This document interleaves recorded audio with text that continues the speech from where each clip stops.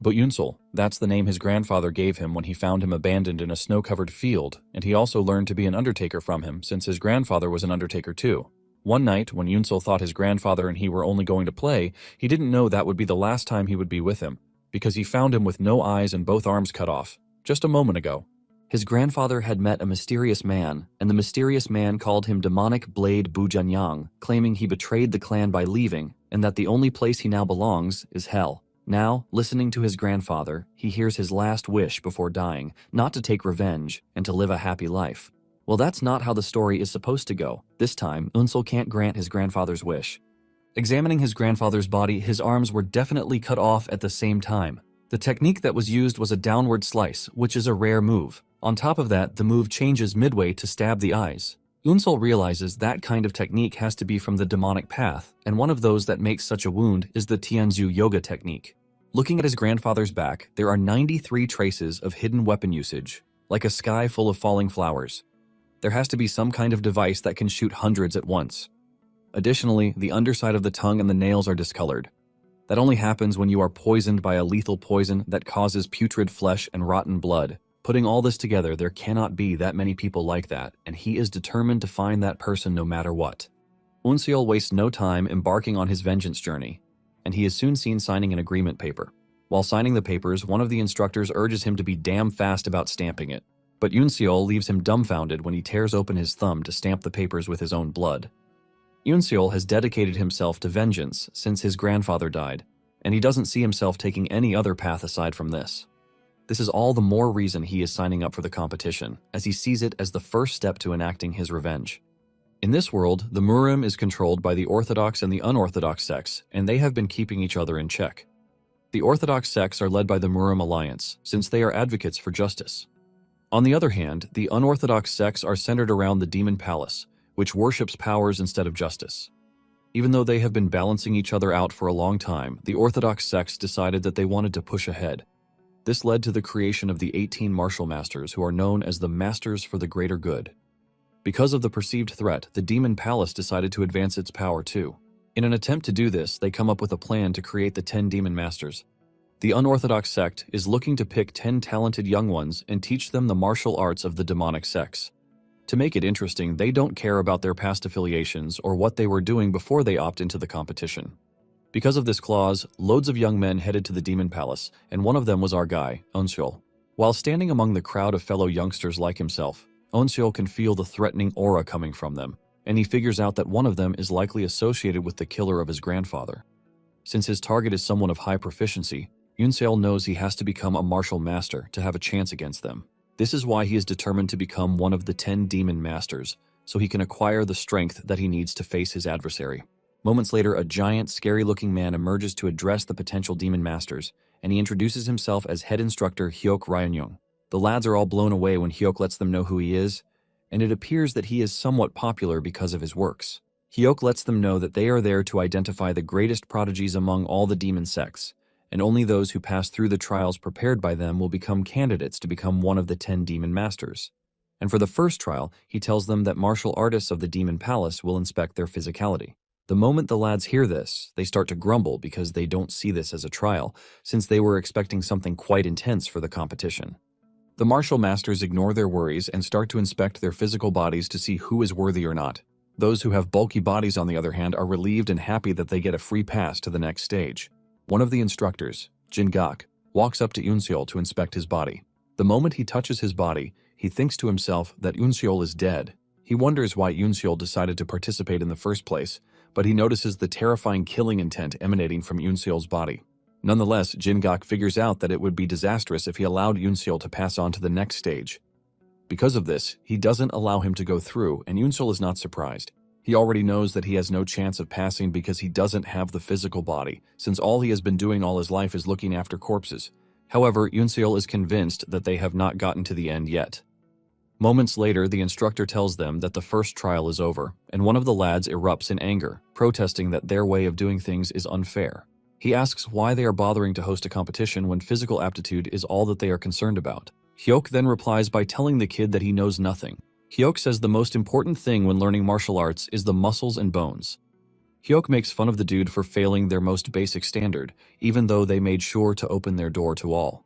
The lad argues that they are supposed to get an opportunity, and this is when Hyuk replies that he has nothing to worry about because the second trial is coming, and he plans to pick those who can learn martial arts even with their poor physical state. Hyuk wastes no time announcing that they have gotten to the second trial.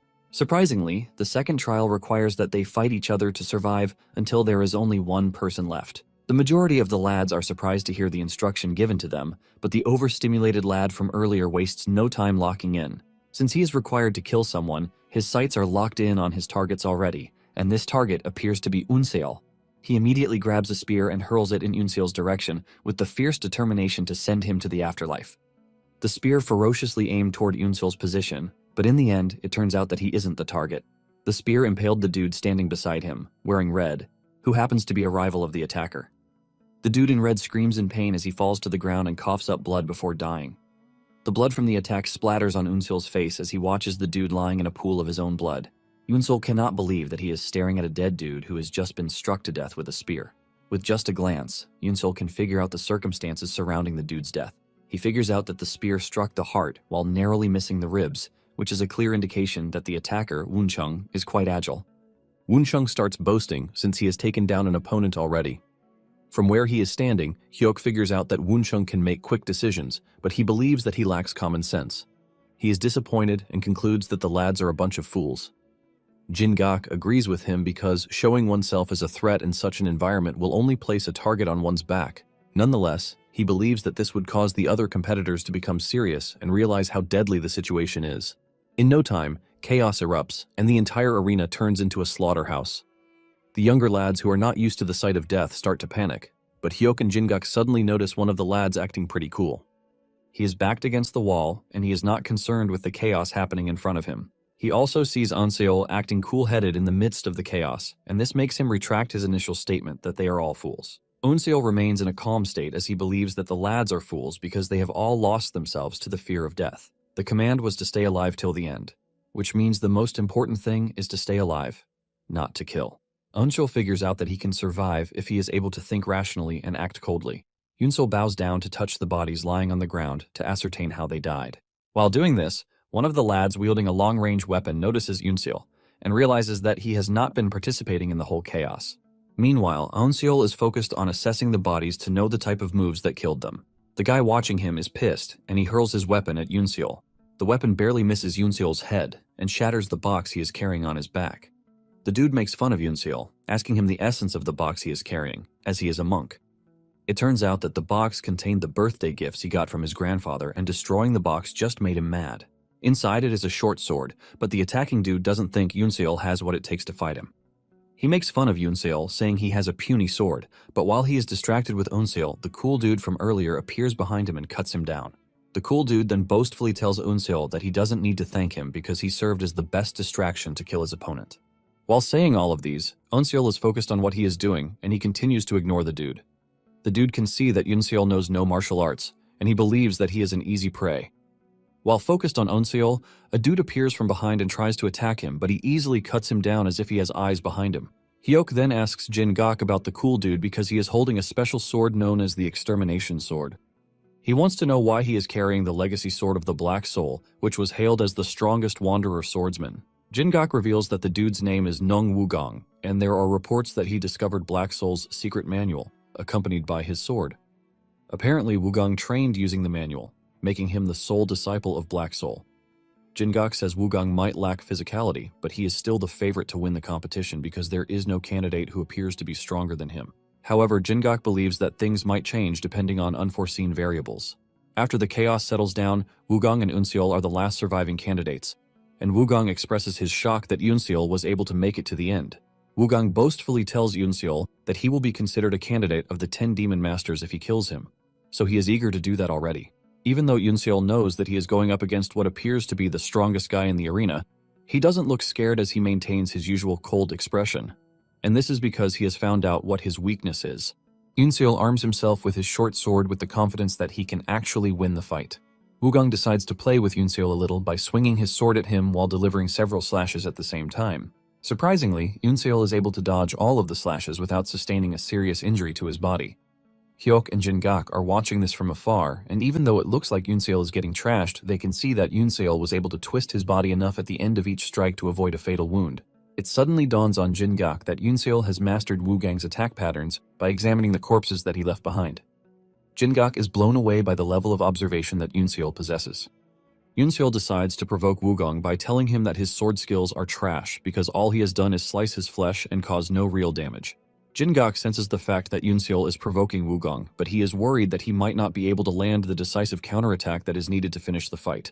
Yoonseol's plan works, and Woogang gets so pissed that he angrily goes after him in an attempt to finish him off. As Woogang dashes toward Yoonseol, Yoonseol figures out that he has just one chance, and he is able to figure out what to do thanks to the corpses that he has examined. He has noticed that Woogang's finishing strike instinctively aims for the opponent's vital points, which are the heart and head. Since this is the case, Yoonseol already cooked up a plan in preparation. Just as Woogang's sword is about to reach him, Yoonseol bows down, ultimately dodging the incoming attack, leaving Woogang pretty open to Yoonseol's attack. In the past, his grandfather had told him about the specific position in the neck that is vulnerable to almost all martial artists. Even a child can take down a martial artist if they strike the acupoint with precision and the required strength that is needed to puncture the area. This is the exact position that Yoonseol is targeting, and without realizing it, Woogang has exposed himself for Yoonseol's short sword to push through. With no room to react, Woogang finds his neck hanging from Yoonseol's short sword, with his blood pouring out excessively. In the end, Woogang's body crashes to the ground, leaving Yoonseol as the sole survivor of the battle. Jin-gak and Hyuk are both shocked to see this, as it turns out to be the unexpected variable that Jin-gak was talking about. Hyuk was disappointed that Woogang died to Yoonseol because he had high expectations, since he was using the sword arts of the Black Soul. Nonetheless, Hyuk has no choice but to declare Yoonseol as the winner of the second trial. Yoonseol suddenly sees himself in a blank space with his grandfather standing in the distance. He excitedly rushes over to his grandfather, but his joy fades away when his grandfather turns around with no eyes. His grandfather frantically tells him that he can't see him, and a wave of reality immediately hits Yoonseol. Just then, Yoonseol jerks back to life and realizes that he is on a ship. He realized that he must have fainted from the loss of blood, but he realized something surprising. He knows that he suffered fatal injuries from the fight, but he is not feeling any pain from the said injuries.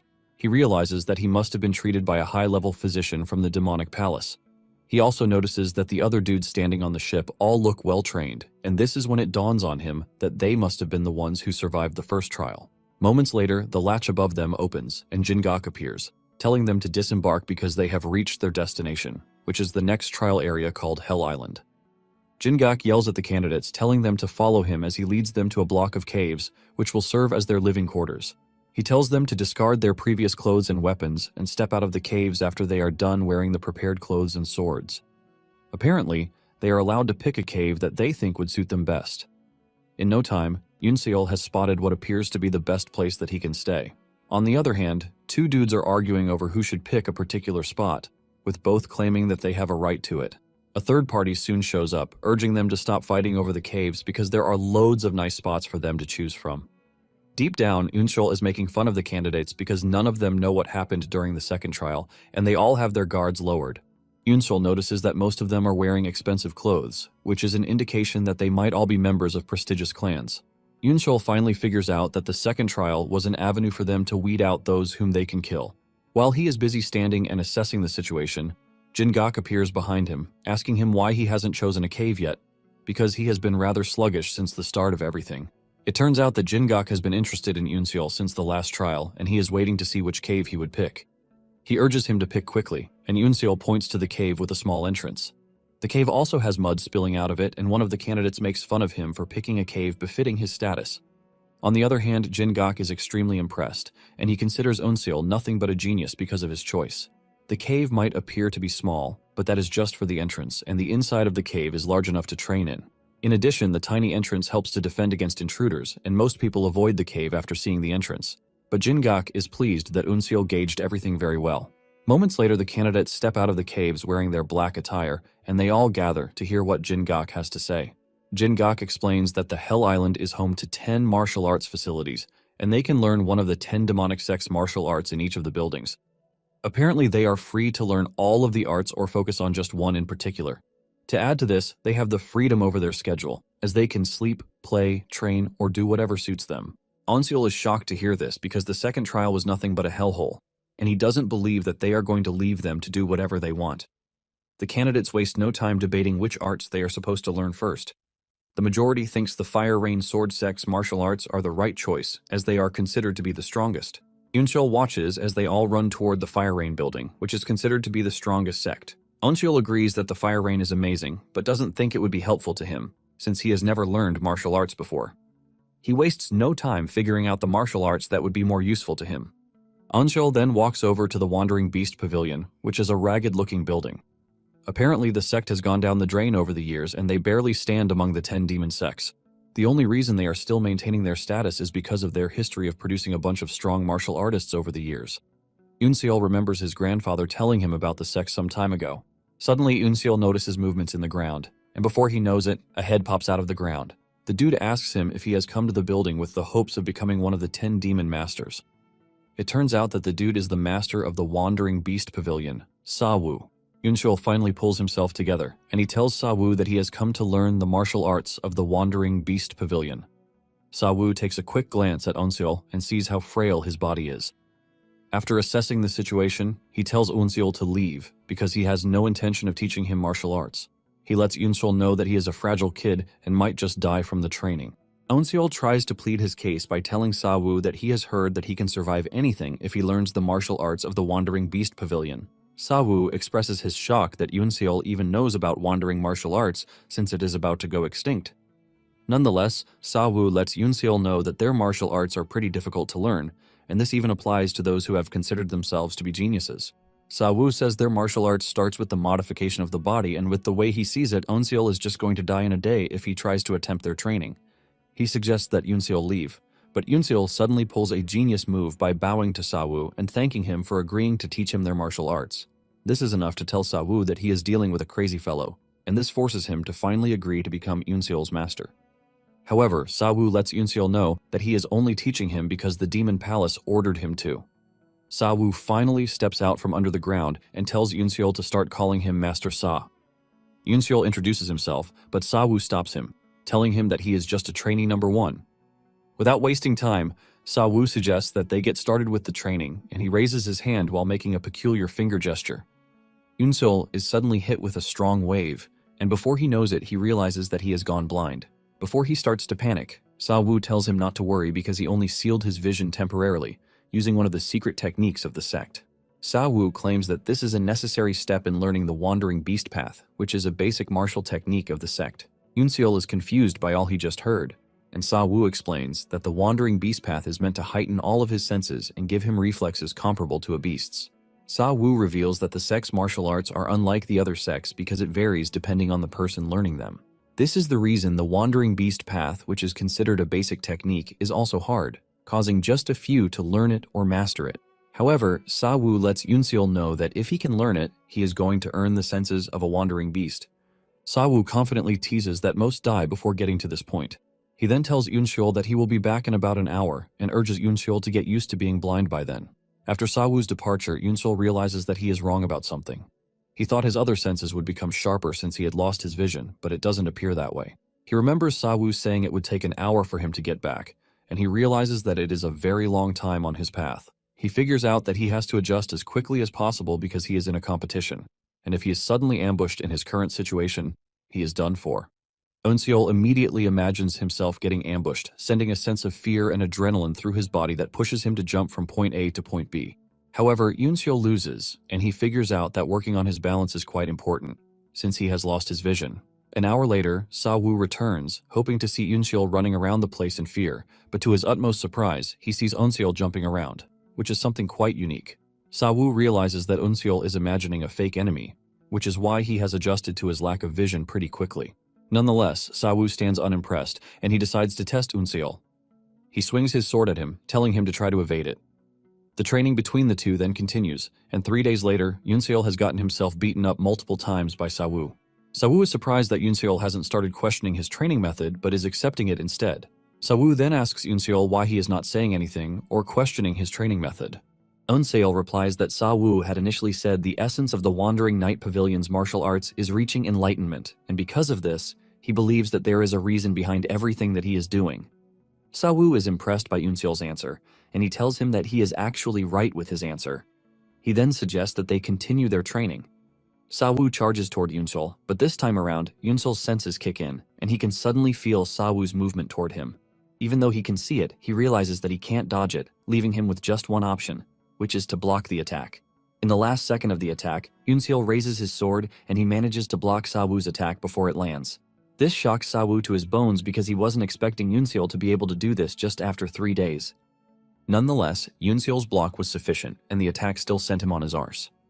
Just then, Sawu throws a bamboo bottle at him, telling him to drink the contents of the bottle. Yunsul drinks it, expecting water, but to his surprise, it isn't. Before he knows it, energy is already surging through his body, and it is as if all of his lost nutrients are being replenished. It turns out that liquid is the spring spiritual water that Sawu had saved all of his life. Even though Sawu gave it out, he is not worried that it was a waste, and this is because he believes that he has just met the once-in-a-lifetime genius that he has been begging for all of his life. After regaining his strength, the training begins again, and they go at each other with high intensity. After swinging at each for a couple of minutes, Sawu suddenly stopped attacking and burst out laughing as he had finally found what he was looking for the whole time. Suddenly, Unseo realizes that he can see again, and with a voice laced with honesty, Sawu urges him to forget about becoming one of the 10 demon masters and become an official disciple of his sect instead. Sawu assures him that he will make him one of the top 10 strongest martial masters of the demonic faction in just 10 years if he agrees to this. When Unseo hears this, he is heavily tempted by the offer because he doesn't think Sawu is lying, but then he remembers that his grandfather's killer is a skilled warrior. Because of this, Unseo doesn't think he would be satisfied with learning just the Wandering Beast Pavilion's martial arts. Unseo then humbly rejects the offer, telling Sawu that he wants to become a demon master.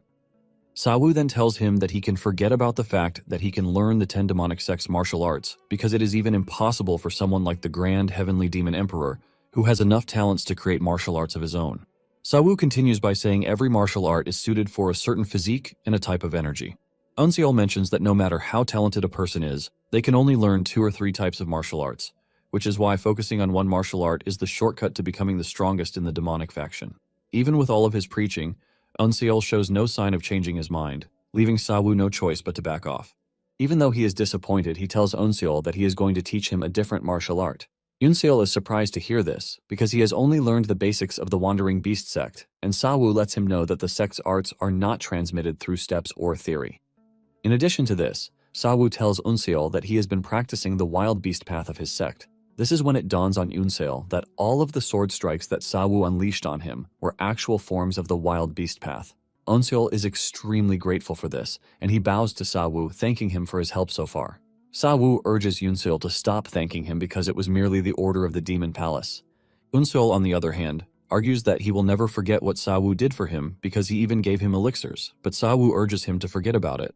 Sawu mentions that this is how the Jianghu is, and it would be much better for him if he could forget about favors and grudges. With everything settled, Unseo goes on his knees to bow to Sawu before finally leaving. Sawu watches him in shock and utmost respect as he walks away, wondering where such a gem came from. As Unseo walks through the forest, he realizes that he is basically sensing everything going on around him, and he wonders if this is because he has learned the wild beast path. Because of how exhausting it is, Unseo figures out that he has to find a way to control it, because he would never be able to rest properly if this continues. At that moment, he decides to suppress his senses as much as he can. He is able to get this done, and he realizes that there is a clear difference in what appears to be normal and his usual heightened senses. Unseo then whips out his map to look at where he should learn next. It dawns on him that they are on a time-limited training, and he needs to hurry. After thinking over it very well, he figures out that he has to go to the demonic sect founder who rivaled the great heavenly demon emperor 700 years ago, and talking about this, he is the founder of the Fire Rain Sword sect. Because there might not be time on his side, Unseo figures out that the strongest sect of the 10 demonic sects might be his only option. Upon arriving at the building, he realizes that it is quite exclusive when compared to the Wandering Beast Pavilion's martial hall. He knocks on the door, and the instructor from inside wonders who it might be. The instructor Jingak opens the door, and he is shocked when he sees Unseo at the door. Unseo bows to him, telling him that he has come to learn the martial arts of the Fire Rain Sword sect. Even Unseo is shocked when he realizes that Jingak is a martial master from the Fire Rain Sword sect. Jingak tells Unseo to follow him, and he lets him know that the candidates who entered earlier have already completed the elementary trial and have moved on to the intermediate trial. Apparently, there are 3 sections there, which are the elementary, intermediate, and advanced levels. Jingak then asks him why he is just coming to the Fire Rain sect after 2 weeks, and Unseo reveals that he was learning martial arts at the Wandering Beast Pavilion. Jingak then casually asks if he has learned the wild beast path, and Yunseol affirms this, shocking Jingak. He doesn't want to believe that Yunseol actually mastered the wild beast path in just 2 weeks, even though he is pretty sure that he is a genius. He believes that Sa-woo sent him on his way after he couldn't cope with him. Once they reach the training hall, Jingak gets serious, and he introduces himself to Yunseol, revealing that he is the one in charge of the beginner trial. Jingak asks Yunseol if he is really interested in learning the Fire Rain sword art because it would be better for him to head to another martial arts hall. Yunseol replies that he appreciates Jingak's concern, but lets him know that he is interested in the sword arts of the Fire Rain sword sect. Since this is the case, Jingak slams his foot on the ground and a training manual appears beside him.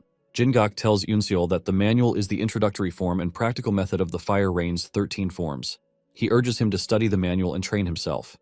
However, Yunseol is confused because all he can see are strokes written on a large note with no idea of what he is supposed to do about it.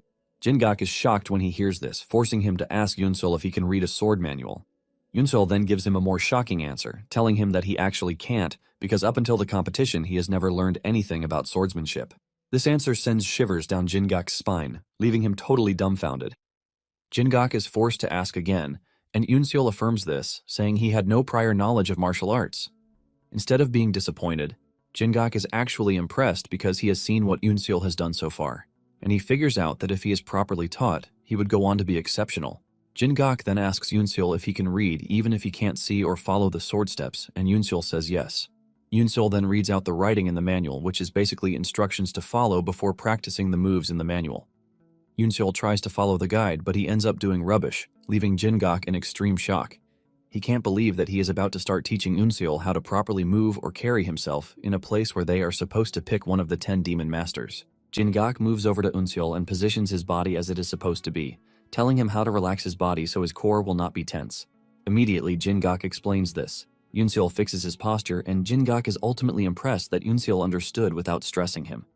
Since his posture has been fixed, Jingak tells Yunseol that he is going to teach him the Fire Rain 13 forms without further delay.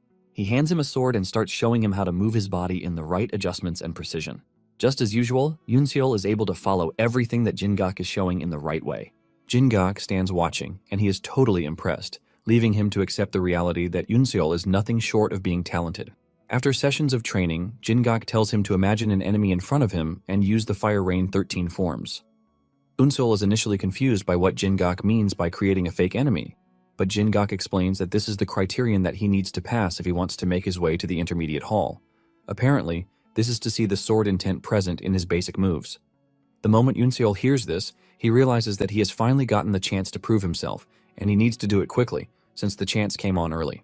Just as expected, the enemy he imagines is none other than the dude who sent his grandfather to the afterlife. Yunseol draws his sword and unleashes the first form of the Fire Rain, 13 forms with precision and fury. Jingak is stunned when he sees the way Yunseol is moving with the sword and executing the moves. Yunseol continues moving through the 13 forms, but Jingak soon notices that there is a modification to the Fire Rain 13 forms. The sword technique is usually soft and spirited, but Yunseol is using the technique in such a sharp way. Jingak cannot believe what is happening in front of him because changing the basic moves of a sword technique is something possible only for a grandmaster. Jingak also notices that the sword moves are embedded with scary killing intent, just as if he were facing someone who has deeply hurt him. Jingak doesn't want to believe that the sword moves of the Fire Rain sect, which is considered orthodox, are being changed as if they were nothing. Because of this, he starts realizing that Yunseol must have had a unique life while growing up. In no time, Yunseol also notices that he is already altering the Fire Rain sect 13 forms. He wonders if the wild beast path is the reason for this, and even though he would have loved to infuse the two fighting styles, he figures out that it would end up becoming an entirely different swordsmanship and not the Fire Rain 13 forms. With this in mind, he quickly switches back to the natural Fire Rain 13 forms, and this time around, he looks even more dangerous than before. He imagines his target in front of him, and he starts unleashing all the fury inside him.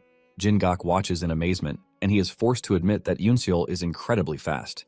As he gets closer to his target, Yunseol loses himself in the moment, and as if his target is real, he figures out that he can't allow his target to escape. Because of this, he decides to use all the techniques he has left in one go. Yunseol releases all his fury at once and delivers several dangerous slashes to make sure he takes his enemy down, but he does this in such a way that it affects him, causing him to lose his balance and grip on his sword. Jingak watches as Yunseol loses to his opponent, but instead of being mad, he is actually impressed. Eunseol is shocked when he hears Jin-gak tell him that he passed the test. Jin-gak then explains to him that what is actually tested is his understanding of the sword and his execution of the Fire Rain 13 forms in a real fight. Jin-gak helps Eunseol pick up his sword, and he tells him that he passed the criteria set for the test. Jin-gak lets Eunseol know that his Fire Rain technique is quite incredible, and he urges him to head to the intermediate chamber. Eunseol is extremely grateful for what Jin-gak did for him because he knows how annoying and stressful it must have been to teach him about swordsmanship when he had no prior knowledge of it. Eunseol shows his gratitude by bowing to Jin-gak, thanking him for everything so far. Jin-gak then tells Eunseol to continue working hard, and then mentions that he could sense the strong killing intent coming from his sword.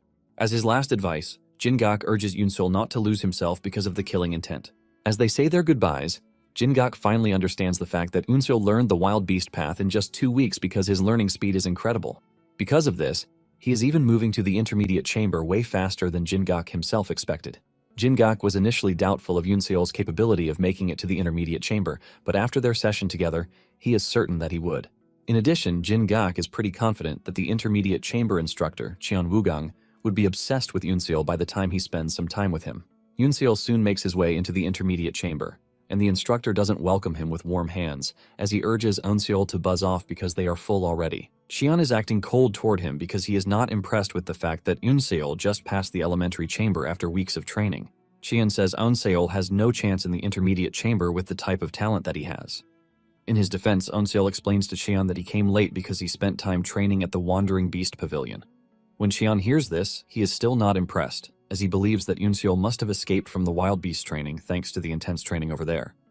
However, since Eunseol passed the elementary test, Cheon has no choice but to tell him to take his seat with the rest of the candidates. Cheon then continues his teaching, telling the candidates that the Fire Rain Thundering Sword that they are about to learn is made of rapid movements, and if they are not skilled with the sword, they are going to end up harming themselves.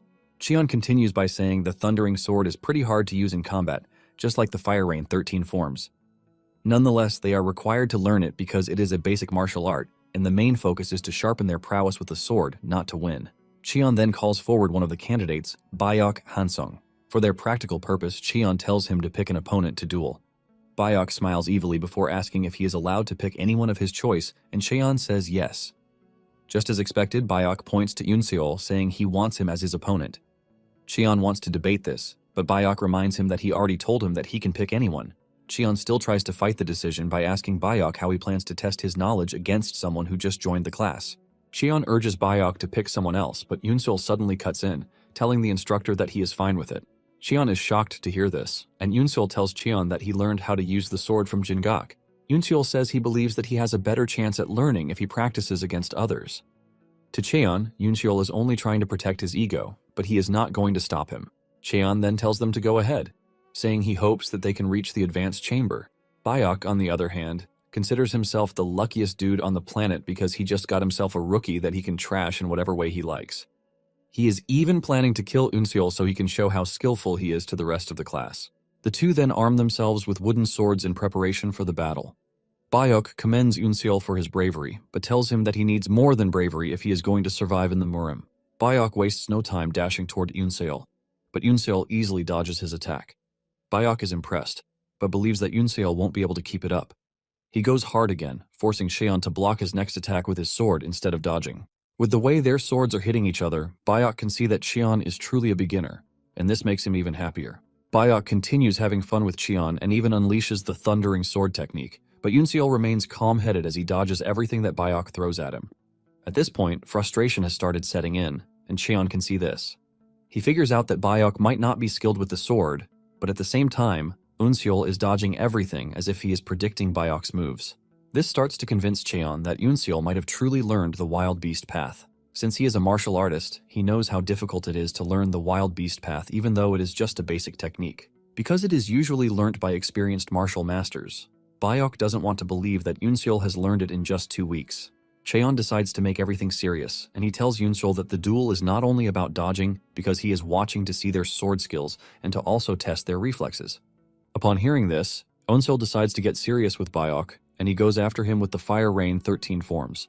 However, Bayok doesn't feel any form of threat from the technique because it appears to be slightly different from the 13 forms. He is confident enough to think he can actually dodge the slash with little to no effort. However, he soon realizes that he might actually be wrong because the sword technique comes at him so hard that he finds himself struggling. Several questions start running through Bayok's head as he wonders if Yoonseol was intentionally testing him with a variant of the 13 forms just so he can mock him. He also wonders if Yoonseol is doing this to get noticed by the instructor so he can be automatically promoted to the advanced chamber. Realizing that with the way things are going, he is going to be disgraced, Bayok decides to tap into another sword style, the Asura sword style. He delivers the blood-shattering strike in an attempt to finish off Yoonseol in one go. Apparently, the sword style is a lethal move of the Asura sword sect, and since Cheon didn't restrict the type of sword styles that they can use, he cannot stop the fight. Suddenly, Cheon notices that even with the fact that Yoonseol is going up against a dangerous fighting style, he has maintained his balance. The thought of Yoonseol actually learning the wild beast path crosses his mind yet again, even though he still doesn't want to believe. Yoonseol continues dodging the attacks coming at him, forcing Bayok to resort to an even deadlier technique, the bloody wind warping moon. Even Cheon is dumbfounded when he sees this, and he watches in horror as Bayok leaps into the air toward Yoonseol. Everything happens so fast, and by the time everything becomes clear to everyone, Yoonseol's sword is pushing toward Bayok's chest with the help of the Fire Rain 13th form. Yoonseol looks pretty cool as he retracts his sword, and Bayok coughs up blood before crashing to the ground, seemingly appearing to have died from Yoonseol's strike. Everyone's eyes light up in shock and horror as they all try to digest the fact that Bayok might actually be dead. Yoonseol walks away to return the training sword, and Cheon stands over Bayok's body to see that he is truly dead because he got hit in a very vital spot. Cheon then turns to Yoonseol, asking him if he has always been a disciple of the Wandering Night Pavilion, but he says no. Cheon is forced to ask him if he truly mastered the wild beast path in just 2 weeks, and Yoonseol replies that all he did was learn the basics of the whole thing. Cheon smiles in disgust when he hears this, since what he just witnessed doesn't appear to be basic in any way or form. He teases Yoonseol, asking him if he has been taught how to learn too. Yoonseol tries to defend himself, but Cheon cuts him off, telling him to clean up the mess he made. Grumbling soon erupts among the candidates, who believe that it is wrong that Yoonseol committed murder during a normal sparring session. They all expect him to be punished for this, but Cheon quickly clears up their mistake. He lets them know that it might be called a martial chamber, but they should not mistake it for one. He reminds them that they are on Hell Island, and if they use a technique that is meant to kill the opponent, they should expect the same to be used against them. With this in mind, Cheon begins the training session again, and the candidates start sparring against each other. Those lost during the sparring session are all sent away by Cheon as he tells them that they have failed the trial. He tells them that they are all free to find another martial hall that would accommodate them because their time with the Fire Rain sect is over. The failed candidates ask for more chances, but Cheon tells them that they are not getting any more chances. Cheon says they might have passed the first trial because they were fit, but to learn the Fire Rain sword they are going to need potential and talent to surpass even their own limits. Since they lacked the qualities to surpass their own limits, they failed. After the failed candidates and the successful candidates left the hall, Cheon notices that Yoonseol is still in the hall, and he asks him what he is still doing there. Confused, Yoonseol asks Cheon if he is required to leave too, and Cheon says yes. He tells him that he won and has gained the status to pass on to the advanced chamber. However, Yoonseol tells Cheon that he would rather stay in the intermediate chamber. Cheon is confused and asks Yoonseol why he would choose to do that. Yoonseol explains that the only technique he learned was the Fire Rain 13 forms, and he has yet to learn anything in the intermediate chamber. Cheon is surprised that Yoonseol learned the Wild Beast path, which allowed him to see through Bayok's attack, but he claims that he hasn't learned anything. Without being apologetic, Yoonseol maintains his stance that he has yet to learn anything. Realizing that Yoonseol has no intention of giving up, Cheon has no choice but to agree to teach him the Fire Rain Thundering Sword, which is the upgrade of the Fire Rain 13 forms. However, he lets Yoonseol know that he hates it when people try to play tricks on him in an attempt to make an impression. He sternly tells Yoonseol that he is going to behead him if he finds out that he has learned any other sword technique other than the Fire Rain 13 forms. 4 days after this, Yoonseol is still training under Cheon, and they have gone through rigorous sessions together. Cheon has checked through all the manners that he knows while training Yoonseol and has confirmed that he truly lacks the fundamentals of sword techniques. Even though he just started learning the sword techniques, his determination and concentration are something worth noting. Cheon can see the fierce determination written all over Yoonseol's face as if he would die if he didn't learn martial arts. Cheon finally realized how it was possible for Yoonseol to learn the Wild Beast path in just a fortnight. To make it interesting, Yoonseol is already wielding the Thundering Sword technique, showing just how crazy his learning speed is. Yoonseol is going hard just as usual when Cheon tells him to stop, telling him that he has learned the principles of the Fire Rain Thundering Sword. Yoonseol is skeptical when he hears this, and Qian explains to him that the Fire Rain Thundering Sword is a sword technique that quickly twists the body around to help take on several moves. Qian mentions that the moves are not something he can actually use in a real battle. However, Qian has noticed that Yunseol is trying to use all the techniques in real life, as if he is trying to end someone's life. Yunseol is confused because he believes that one learns sword techniques to be able to use them in real life. Qian admits that killing intent is needed in the demonic arts, but at the same time, when aiming for a higher realm, the Fire Rain Sword abandons the killing aspect. Qian tells Onseol that he has to get rid of the murderous intent stuck in his head, or else he would end up creating a martial art that would harm him. It finally dawns on Yunseol that Qian is practically saying the same thing that Jingak told him. Qian confesses that he has also lived with killing intent in the past, which forced him to kill all those who stood in his way. However, this made him lose honor and pride, and his martial prowess came crumbling down. Qian continues by saying the techniques are meant to kill and might give the illusion that it will take one to a higher realm, but in reality, it is actually an obstacle that stands in the path of swordsmanship. As if talking to his son, Qian lets Yunseol know that he has to let go of his killing intent. Just as he hears this, Yunseol remembers what his grandfather once told him about those who wield the sword. His grandfather once told him that those who wield a sword have a past stained with despair and nothing but misfortunes, which is why people in the Murim hate to talk about their past. Onseol then asks Cheon why he is telling him all these things, and Cheon lets him know that he is doing that so he can know that he once lived with killing intent too. Cheon then asks Yunseol for his name, and when he tells him, it dawns on him that he was the one who survived the second trial that Jingak told him about. Cheon then tells Yunseol that he has a big problem on his hands, and when Yunseol asks what it is, Cheon lets him know that he lacks the basics of martial arts. Cheon explains to him that those he is competing with have been learning martial arts since they were kids. Qian says the gap between them would only widen if he began to learn the Fire Rain sword technique in the advanced chamber. Qian tells Onseol that he has to quickly master the basic martial arts so that he has the fundamental foundation to build upon the Fire Rain sword. Because of this, Qian decides that he is going to teach Onseol the unrivaled lightning and thunder technique that he created himself. However, before they begin, he lets Yunseol know that he has destroyed all the nerve endings in his fingers because he failed to master the said technique. This shows just how dangerous the technique is, and if things go wrong, Yunseol might actually lose control over his arms instead. If this happens, he won't be able to move to the advanced chamber, but instead become a cripple.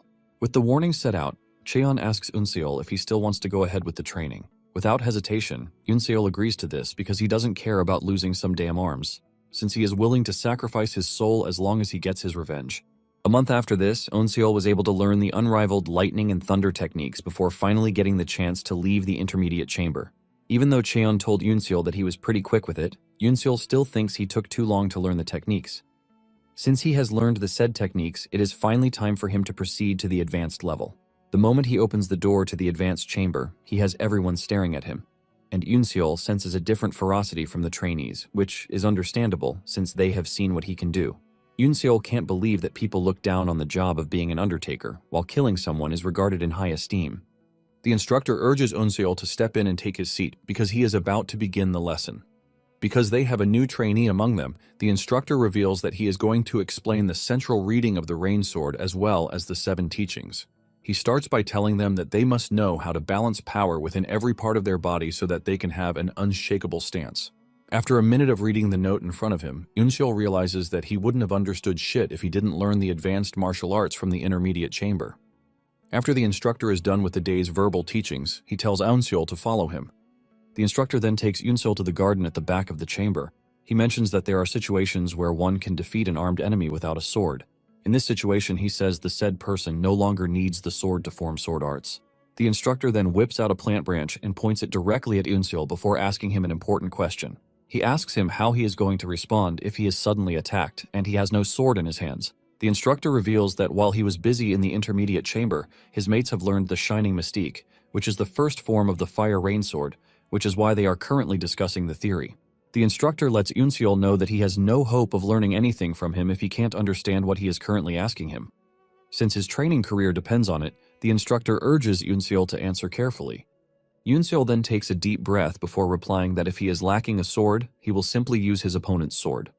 Without wasting time, he tries to grab the plant branch from the instructor, but before his hand can even reach one of the leaves, the instructor vanishes and appears behind him. The instructor scolds Yunseol, telling him that his answer is too hasty. Unsil, on the other hand, is not concerned with what the instructor just said because he is busy wondering when the instructor got behind him. Unsil tries going after the instructor again, but the result remains the same. Unsil soon finds himself getting frustrated because he can't predict where the instructor will move to.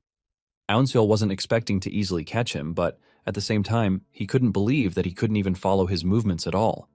Unsil is now worried because he knows that he has no chance in the advanced chamber if he fails to impress the instructor right there and then. Unsil then comes to the conclusion of using the wild beast path to its full potential, even if it is just once. With his mind set on this, he jumps toward the plant branch, but just as he is about to touch it, he is sent flying backwards by the instructor. Unsil crashes into the ground, looking totally disappointed, but before he can start wallowing in his failure, the instructor dashes toward him and pats him on the shoulder. The instructor laughs out loud before telling him that he has passed the test. Unsil is shocked when he hears this because he couldn't even touch the old man, which leaves him confused about how he actually passed the test. The instructor ignores his question and tells him that he is going to learn the Shining Mystique technique starting the next day. He urges him to come early and even earlier than his mates. Unsil is pleased to hear this, and he thanks the instructor for his grace before finally taking his leave. As he walks away, the instructor stares at the plant branch in his hand, and a bunch of the leaves fall off. Unknown to Unsil, he was actually able to reach the leaves, but the instructor was wise enough to send him flying to make it seem like he failed. The instructor is extremely impressed, and he admits that he is expecting great things from Unsil. Later on, Unsil is walking through the woods when he starts thinking of circulating his chi instead of resting, since a fight might as well break out anytime. Suddenly, he notices multiple presences behind him, and thanks to his wild senses, he is able to figure out how many are out there. 5 dudes soon appear behind, and they all look pissed. They tell Unsil that he has been acting pompously since the intermediate chamber, and they are there to teach him a good lesson. The 5 boast about how they are called the 5 peak swords because they are geniuses, and they are there to kill him. Instead of engaging in baseless arguments with the 5, Unsil leaves his sharp senses turned on, and with this, he is able to figure out that there is one more person lurking in the shadows. Just as the 5 are about to make their move, a scary dude appears behind and knocks out the ringleader. He crashes to the ground from just a strike, and this sends fear down the spines of the others. They turn around to see the attacker, who turns out to be a strong trainee known as Seo Jinha. Jinha ignores the other 4 and turns to Unsil, telling him that they need to talk. The 4 manage to get his attention by asking him what he is doing there, and Seo Jinha tells them to piss off because he has no business with them. The 4 pick up their last dude and they dash out of there while promising to get back at Unsil. Without a doubt, Unsil could clearly see that Jinha is quite strong. Once Jinha confirms that the 4 are gone, he turns to Unsil to ask him a seemingly important question. He points his sword at him and asks him who he is, and the question leaves Unsil confused. Earlier that day in class, the instructor had called Unsil out to try out his technique. Unsil grabbed his sword and took in a deep breath before he started swinging his sword with precision. After swinging for a couple of minutes, he finally stops, and the aftermath of his move is clear cuts in the ground. Even the instructor is impressed because Unsil has somewhat embedded the technique with killing intent. After he is done showcasing his prowess, the instructor calls the next trainee, who turns out to be Seo Jinha. As he steps onto the stage, he walks past Unsil, and he looks absolutely menacing. When it is time for Jinha to show off the first technique of the Fire Rain Sword, he changes it and displays a technique that is a perfect counter to what Unsil just displayed. Unsil had seen this as a clear warning. Now that he is standing face to face with Jinha, Unsil asks him what he meant by who he is. Jinha screams at Unsil, believing that he is only playing dumb to the question. Jinha reveals that he is well aware that not everyone is there on the island because they want to become one of the 10 Demon Masters. The moment Unsil hears this, reality starts to dawn on him. He realizes that the opportunity to learn the 10 demonic arts is quite amazing, but everything was rushed and appeared to be badly executed. He then figures out that the opportunity is serving 2 purposes, and one of them is a trap laid out to catch something. With a calm and genuine voice, Unsil asks Jinha if there is a spy on the island. With the way he asked the question, Jinha could see that Unsil wasn't lying. Jinha then sheathes his sword, saying Unsil is not the person he is looking for. Before leaving, Jinha tells Unsil to stop acting out of line, because if he continues getting on his nerves, he might just kill him. After Jinha leaves, Unsil realizes that there is a lot more going on beneath the surface than he thought. Unsil figures out that it is normal for him to have missed some things, because he has been solely focused on training. Unsil decides to push any thoughts of distraction out of his mind because no matter who it is, he will end up fighting them in the end. Not long after this, the instructor tells the trainees that they have come to the end of their training. After giving them a farewell speech that also counts as a motivational speech, he wishes them luck on their adventure in the Murim. Suddenly, The bell goes off. And while the trainees are wondering what is happening, the instructor tells them to head to the Stone Mountain, which is located in the center of the island. Moments later, the trainees are gathered at the Stone Mountain where the head instructor is present. The moment he realizes that everyone is present and accounted for, the head instructor tells the trainees that it is finally time for them to begin the third trial. The majority of the trainees are confused when they hear the head instructor talk about the third trial because they were all expecting him to say the second trial. The only person who actually knows the real deal is Yoonseol. Jin-gak then informs the trainees that all of the living quarters will be closed very soon, and they won't be able to return to the chambers until they have picked the 10 demon masters. He urges them to grab whatever it is that they need inside the caves before they are closed. One of the trainees then asks how the 10 demon masters would be selected, and the head instructor expresses his disappointment that they have been on the island for quite some time and they still haven't realized the game at hand. The head instructor then lays it out plain, telling the trainees that they are expected to kill each other. Hyuk says they are to kill each other until there are only 10 of them left. Hyuk says whatever method they employ is up to them. They are even free to run or hide, but he lets them know that there is a downside to this. Apparently, as time passes, they are going to restrict the areas where the trainees can stay, and those caught in the restricted areas will be killed by the killer demons standing behind him. The killer demons are a bunch of scary dudes in capes, and just the mere sight of them will cause one to pee their pants. Even Unseol starts sweating because he can sense the killing intent from the killer demons from where he is standing, which is a clear indication that they are incredible martial artists. Just then, one of the trainees asks Hyuk if they are allowed to attack the killer demons. Hyuk laughs out loudly when he hears this and expresses how impressed he is that there are candidates who are looking higher than the others. Hyuk then tells them that they are free to fight the killer demons and are even free to kill them. He reveals that any of the candidates who is able to eliminate a killer demon will immediately become one of the 10 demon masters, thus spicing up the entire game. The moment he says this, it dawns on the trainees that eliminating a killer demon appears to be even more difficult than taking on a bunch of trainees. Hyuk then reminds the trainees that they are free to team up or even ambush one another, as there is no method that is frowned upon as long as it helps them become one of the 10 demon masters. After they are dismissed and they get everything they need from the caves, the trainees make their moves. Yoonseol wastes no time distancing himself from the lots because he is quite aware that he already drew attention to himself in the course of their training. He figures out that he is going to get jumped, just like the so-called Peak 5 wanted to jump him in the forest. He knows that his priority is to get to a safe place, and his best pick is the Wandering Pavilion. Upon reaching there, he notices that the ground feels quite different from what he remembered. He goes down on his knees to feel the changes in the ground, and while doing this, he senses someone coming in his direction. Just then, a dude being chased down by some other trainees appears from the bushes, urging Yoonseol to help him because they are trying to kill him. Yoonseol grabs his sword, ready to strike in case it is a setup. The dude assures Yoonseol that he is going to repay him if he helps him escape from the dudes chasing him down. Yoonseol assesses the situation and realizes that the dude might actually be telling the truth because the wounds on his body appear to be real. Yoonseol can sense the 3 people who are chasing him, and he wonders if they are a team or not. Even though Yoonseol is not interested in whatever they have going on, he can't risk exposing himself because of the dude that they are chasing. Realizing that he has no choice, Yoonseol is forced to hide himself and the dude in one of the hidden underground pouches located around the pavilion. The trio chasing the dude soon shows up, but they find no one, leaving them totally confused. They walk around the pavilion trying to find their target, but unknown to them, he is right below them. After searching the area and realizing that their target is not there, the trio has no choice but to leave to continue their search. Once Yoonseol confirms that the assailants are going, he and his conditional partner finally emerge from their hiding place. The dude is grateful that he survived the whole thing, and he thanks Yoonseol for his help.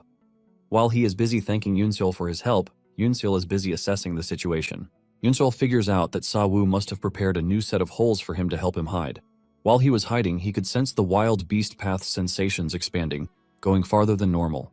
He could basically sense everything inside the dirt just as if he was seeing it. He realizes that Sa-woo must have wanted to teach him the path that uses vibration. His conditional partner finally introduces himself as Gyum Chil-young, and he is from the Blood Sect. Gyum asks to know Yoonseol's name, but he just ignores him. Yoonseol is not ready to sit down, and he starts heading to his next location. Gyum urges him to stop, and he asks him if he can join him just to be safer. Gyum says he sees Yoonseol as a trustworthy person since he helped him escape earlier.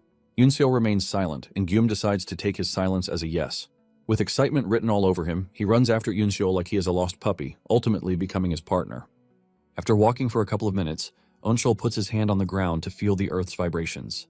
With the help of this, he is able to figure out that there is a fight going on ahead, and he suggests that they take a different route to avoid the battle. Gum is blown away when he sees what Yunsul can do, and he urges him to teach him how to do it, but our guy just ignores him and continues walking. Suddenly, Yunsul hears one of the fighters talking about how determined he is to avenge his fallen comrades. The moment Yunsul hears this, it sends a familiar feeling down his entire body. He realizes that the guy is also pursuing the feeling of revenge just as he is. Guillaume notices the sudden change in Yunsul, and he asks him what is happening. But before he can talk further, Yunsul lets him know that they are taking a detour. It turns out that Yunsul doesn't want to avoid the fight again, but wants to be actively involved in it. As they approach the battle area, a trainee is perfectly hidden on a tree branch, and the moment he notices Yunsul, he makes his move. However, Yunsul easily blocks his attack, shocking the dude, who thought he had the upper hand. He frantically asks Yunsul how he was able to stop the forbidden ultimate concealment technique when he is not an assassin. Yunsul ignores his question and replies with a fatal slash cut to slice him in two. Yunsul admits that the assassin technique would have been a pain in the ass if he hadn't learned the wild beast path. Since the fight is still ongoing, Yunsul thinks of helping the trapped dude get rid of the assassins so he can tell him how it feels to accomplish revenge. Just as they are about to finish him off, Yunsul appears out of nowhere and attacks them. The sudden attack shocks them, giving Yunsul the edge as he delivers his devastating slashes. However, one of the assassins appears right behind Yunsul and almost cuts his head off, but Yunsul dodges the strike. Before he knows it, Yunsul finds himself surrounded, but they still pose no threat to his ferocity. He is able to cut them down, leaving just one dude. While he is preparing to go up against the dude, the trapped guy thirsting for vengeance emerges from behind to kill the last assassin. Having cut down the last assassin, he lets off a huge smile that he was able to accomplish his vengeance. Suddenly, he crashes to the ground before Yunsul even gets to ask him anything. Guillaume emerges from the bush where he is hiding, asking if the fight is over. Yunsul ignores him and bows beside the dude to check him out. This is when Guillaume finally shows his true colors as he tries to stab Yunsul from behind. However, Yunsul is not one to be easily fooled, as he blocks the attack before it even reaches him. Guillaume is stunned when Yunsul blocks the attack, as he wasn't expecting it. Yunsul pushes him backwards, while blaming him for depriving him of his chance to ask the burning question in his mind. Guillaume is not concerned about whatever question Yunsul has, but he is more concerned about how Yunsul was able to figure out that he was going to betray him. Yunsul then reveals that he already knew from the very start. While they were in the underground shelter, Yunsul had seen that Guillaume was hiding a bunch of hidden weapons under his clothing. In addition, he was not able to move properly because his body was stiff, thanks to the weapons on his body. Yunsul confesses that he only kept Guillaume around because of curiosity. He wanted to know if the art of deceit would help him in the future. Guillaume hears this and loses his mind, believing that Yunsul is spewing nonsense because he considers his acting the perfect one. He throws his weapons at Yunsul, but he blocks everything pretty easily, making life harder for Guillaume. Fear starts creeping through his body with the realization that Yunsul might actually be able to predict his moves. Before he knows it, Yunsul's speed gives him the edge, and he reaches Guillaume in no time, delivering a cut to his shoulder. Yunsul then tells Guillaume that he might have the best hidden weapons, but they are basically useless if he can't hide them very well. Refusing to give up, Guillaume makes one last-ditch attempt in trying to finish Yunsul off with everything he has. Guillaume dashes toward Yunsul, but Yunsul shows him how superior he is by easily moving through him and cutting him down. After Guillaume is dead, Yunsul admits that the fight was tough on him, and he would have run into problems if he didn't know about the hidden weapons. He turns around to look at Guillaume's face, and it looks just like the regular death stare that most dying people have. On the other hand, the revenge dude has a calm and accomplished death face, and Yunsul wonders if he would have the same kind of face when he finally gets his revenge. Before leaving the scene, Yunsul picks up the guy's sword, which now gives him the chance to wield two swords. Meanwhile, there is an unknown entity hiding in the bushes, and they are watching Yunsul's every move. They have seen the way he fights and how dangerous he is. The unknown fellow admits that Yunsul is talented, but they believe he still has to upgrade his skills or else he is not going to survive on the island. The following day, Yunsul finds himself getting chased down by a bunch of trainees who want him gone at all costs. Yunsul has suffered several cuts to his body, but he keeps running because he can see that the assailants have no intentions of backing down. As he tries to get ahead, he is also trying to think of how to escape his current situation. And all the while, the head instructor and Jingak are watching from a mountain peak. The head instructor asks for updates, and Jingak tells him that out of the 86 trainees, there are 41 still alive. The head instructor is pleased that there are still 41 trainees left even after 3 days, and he concludes that the rest are skilled. He then decides that it is time to test their skills. Meanwhile, Yunsul ties his daggers together, and just as his assailants are about to close down, he throws it backwards to knock one of them back and gives himself a fighting chance again. Yunsul quickly figures out that he has no chance whatsoever if he continues fighting on the open field. It is at this moment that he decides to change the terrain of the fight to where he's going to have a bit of a chance. Eunseol runs straight for the Fire Rain sect building, but unknown to him, the head instructor has decided that the location is the next place he wants to restrict. Eunseol safely makes it into the building, and he leaves a trail of blood for his assailants to follow. They track him to a tight space and believe that they have cornered him until Eunseol appears behind them. He almost relieves the closest guy of his head, but he manages to block it, while alerting his friends that Eunseol is behind them. The dude boastfully tells Eunseol that they are not fools and would not fall for such cheap tricks. A fierce battle ensues between the two, but Eunseol is able to read his sword paths, giving him the chance to easily dodge the enemy's attacks. The moment he dodges the guy's attack, Eunseol gets the golden chance to deliver a counterattack, and he takes his chance. He swings his sword so hard that it slices his opponent's head off his neck. The rest of the crew gets really mad and tries to attack Eunseol all at once, but it soon dawns on them that the tight space is limiting their attack capabilities. Eunseol, on the other hand, has no problem whatsoever, as he thrives very well in such tight positions. Eunseol gets the upper hand, making life hard for his assailants. After assessing the situation, Eunseol realizes that he has a chance of taking them all down if he engages them one-on-one. Realizing that Eunseol is just going to pick them off one by one if they allow him, one of the assailants frantically throws his whip weapon, forcing it to bounce off the wall. The whip almost catches Eunseol, but he manages to jump out of the line of fire at the last minute. Realizing that they have chased Eunseol out of the tight space, the rest of the assailants try to run out, but they run into a brick wall, who happens to be the team leader. He looks absolutely furious because the crew is trying to run away from a fight. The crew tries to defend their claims, saying they are not running but trying to reposition themselves. The captain ignores their excuses, and with just one swing from his weapon, he cuts their heads off, leaving blood splattering everywhere. He boastfully talks about how trashy his crew was, which was why he didn't want to roll with them in the first place. Now that the flies have been taken care of, Eunseol finds himself facing off against the captain of the team. He admits that Eunseol is skilled and then introduces himself as Wu Muncheong. He asks Eunseol what his name is, but Eunseol is more concerned about Wu's status. He wants to know if he is the leader of the team, and this pisses Wu off. He concludes that there is no need to exchange names since Eunseol is about to die at his hands. Wu swings his whip weapon at Eunseol to grab his sword, and before Eunseol can react, his weapon shatters right in his hand. Wu starts making fun of Eunseol, saying the Fire Rain sect only taught him one defense technique. This is when it finally dawns on Eunseol that the dude knows everything about his Shining Mystique technique. But the question of how he knows remains. Eunseol wonders if Wu has some sort of information network that he doesn't know about. Wu notices that Eunseol is carried away with his thoughts, and he comes after him. Eunseol barely dodges Wu's attack, but watches as Wu destroys everything his weapon touches. Eunseol figures out that fighting Wu in an enclosed space is basically useless, so he decides to run to the main hall. Eunseol arms himself with his second sword and then prepares to engage Wu, but another swing from Wu pushes him backwards. Wu emerges from the dark space, talking about how disappointed he is that Eunseol is not giving him enough fight. He swings his whip at Eunseol, and before he knows it, he finds himself trapped by the whip. Wu makes fun of Eunseol, telling him that it is almost over for him. Eunseol realizes that he can actually block Wu's attacks using Shining Mystique, but the problem is that he doesn't have the power to project enough force to stop it. This is when it dawns on him that a totally different technique is needed, which is a destructive force strong enough to cut through steel. The moment the whip surrounds Eunseol, Wu believes that he has finished the job, but he suddenly realizes that Eunseol is trying to cook up something. Even with this, he is not worried, since he believes that Eunseol is trying to use the Shining Mystique. His relaxed face turns into a horrified face when Eunseol bursts through the trapped space with a powerful force, accompanied by a golden aura. It turns out that he just used the unrivaled lightning and thunder technique that Xian taught him. Before Wu can react, Eunseol has reached him, thanks to the force he is coming with. In the blink of an eye, Eunseol moves through him, delivering a fatal cut through his body, which he only felt after Eunseol was done. All at once, his bodily functions cease to exist, and Wu crashes to the ground dead. After Wu is dead, Eunseol finally feels the effect of the skill he just used, causing him to cough up blood. Even though the skill is quite powerful and dependent, Eunseol realizes that he can't use it freely because it is way too advanced for his level.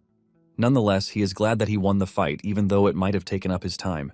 He figures out that the restricted regions will soon change, and he needs to move quickly. Suddenly, he senses an ominous aura behind him, and when he turns around, he sees a killer demon staring down at him with all monstrosity. Fear creeps through Eunseol's body as he doesn't want to believe what his eyes are seeing. It starts to dawn on him that the restricted zones must have changed while he was busy fighting the group he just defeated. However, he starts wondering if he has a chance of leaving without a fight, since he didn't end up in the restricted zone because he was running away from combat. He slightly moves his foot while watching the killer demon. and when he doesn't react, Yunseol believes that he is in the clear. He assumes that the killer demon is giving him a pass, and he quickly makes use of it. He runs past the killer demon, but just as he is about to move past him, his wild beast senses kick in, and he sees his head flying off his body. Yunseol barely changes his trajectory to avoid getting beheaded.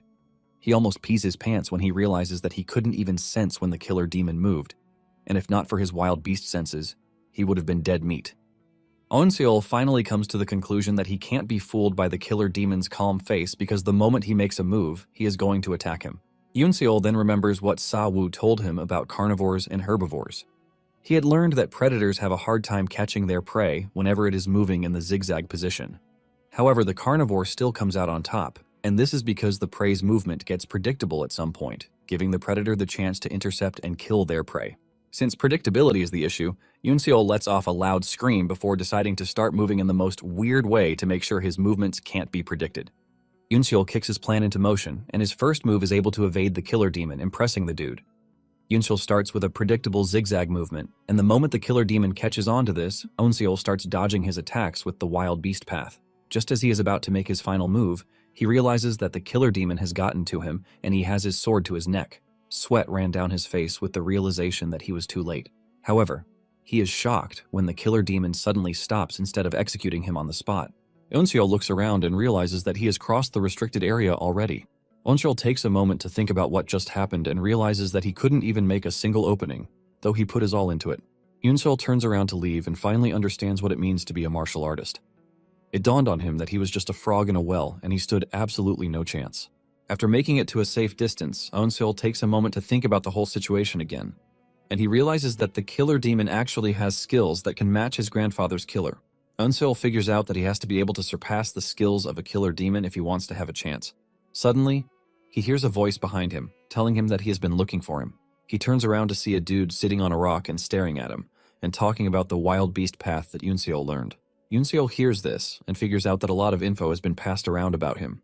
The dude initially plans to introduce himself, but changes his mind, saying Yunseol is about to die, so he has no reason to know his name. The dude charges toward Yunseol, but Yunseol remains calm as he easily moves to dodge the dude's attack.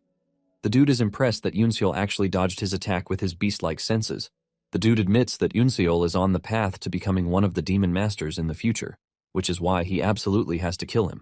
The dude changes his attack trajectory, and with the way he is speaking, something important finally crosses Yunseol's mind. However, he quickly filters his mind of all distracting thoughts before he gets himself killed. He blocks the dude's attack, but the reverberation from the sword sends a peculiar sensation through Yunseol's body. After a few more moves, Yunseol finally confirms his suspicion.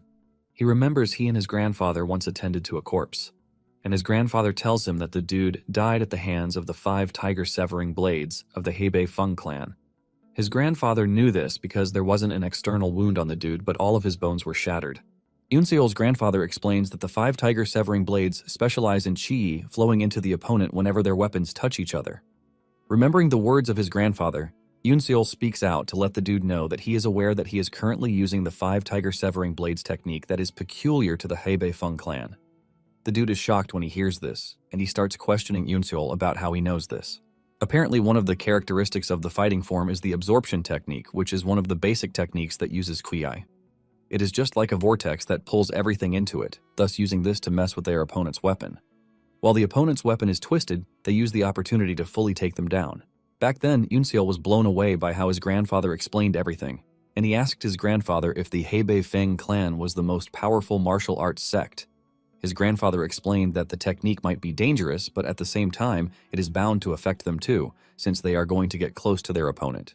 Remembering this, Yunseol decides that he is going to use the technique against the opponent. Yunseol dashes toward the Feng dude, and the guy finally prepares to engage Yunseol, using the clan's way.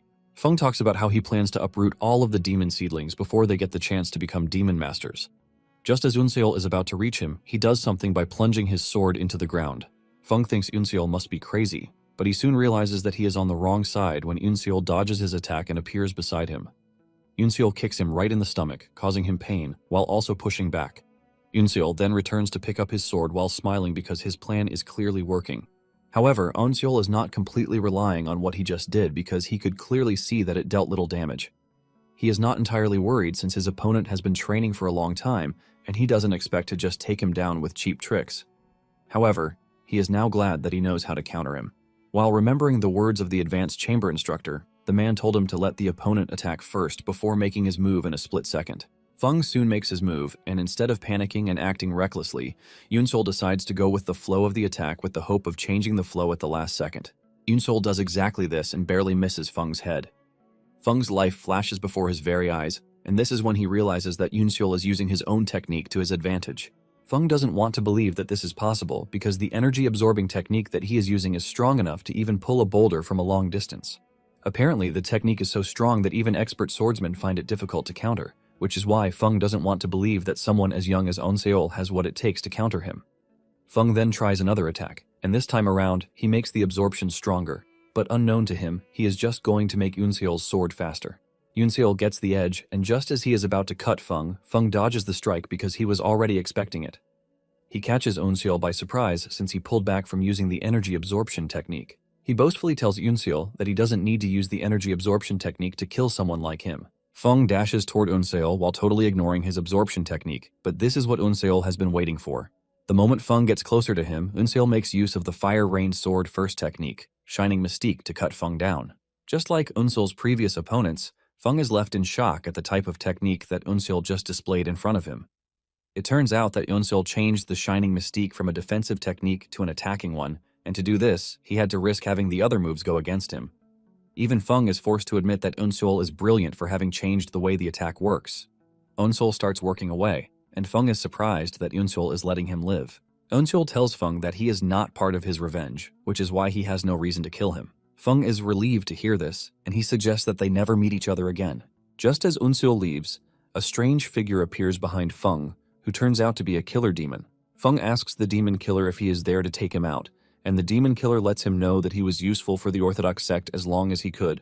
Feng is surprised that the demon killer knows he is from the Orthodox sect, and the demon killer scoffs, telling Feng that he is gravely underestimating the demon palace. With this, the demon killer raises his sword and executes Feng. Meanwhile, Seo Jinha is going up against a bunch of trainees who are from the hellish sect. While fighting them, they have managed to poison him, and because of this, he has lost 95% of his fighting spirit. His enemies let him know that he is just a dead man, walking unless he is able to obtain the antidote from them, which they obviously would not give him. Seo Jinha finally realizes that being alone might not have been the best option because the group he is going up against is too organized. Instead of giving up, Seo Jinha grabs his sword with his left hand, ready to defend himself. One of the assailants makes fun of Jinha, admitting that he might be strong and talented, but there is no way he is going to quickly adapt to using his left hand since he is a right-handed warrior. They suggest that he give up as they dash toward him with the intention of finishing him off. Jinha tries to stand his ground, but to make things work, he gets hit with another poison needle again. With this, Jinha knows he is going to die in 10 minutes if he doesn't get himself the antidote to the poison. Realizing that there is no need to fight again, Jinha finally lets down his sword, waiting to be butchered by the incoming assailants. Suddenly, one of them drops dead before they can reach Jinha, and this is when they realize that there is someone else in the area. They are still trying to understand the situation when Unseol appears behind them, looking all menacing and dangerous. Unseol's swift and surprise attack helps him take down the assailants with precision. In no time, Unseol is the only one standing amidst the number of corpses lying around the field. Fear sets in when Seo Jinha notices Unseol walking toward him, and he tries to convince him to let him live because he is not a threat to him. Unseol just ignores him and walks over to one of the bodies on the ground to search it. It turns out that Unseol is concerned about the antidote, and the moment he sees it, he is relieved because he knows that it would help him when fighting against the trainees from the hellish blood castle. Just as he is about to leave, Seo Jinha stops him, telling him that he has been poisoned, and he has less than 10 minutes to use the antidote.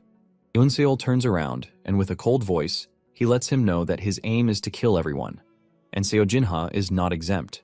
Unseol lets him know that the only reason he is not cutting him down is that he is a dead man already. Seo Jinha realizes that Unseol is actually right because, in the end, he is just a competitor who needs to get out of the way.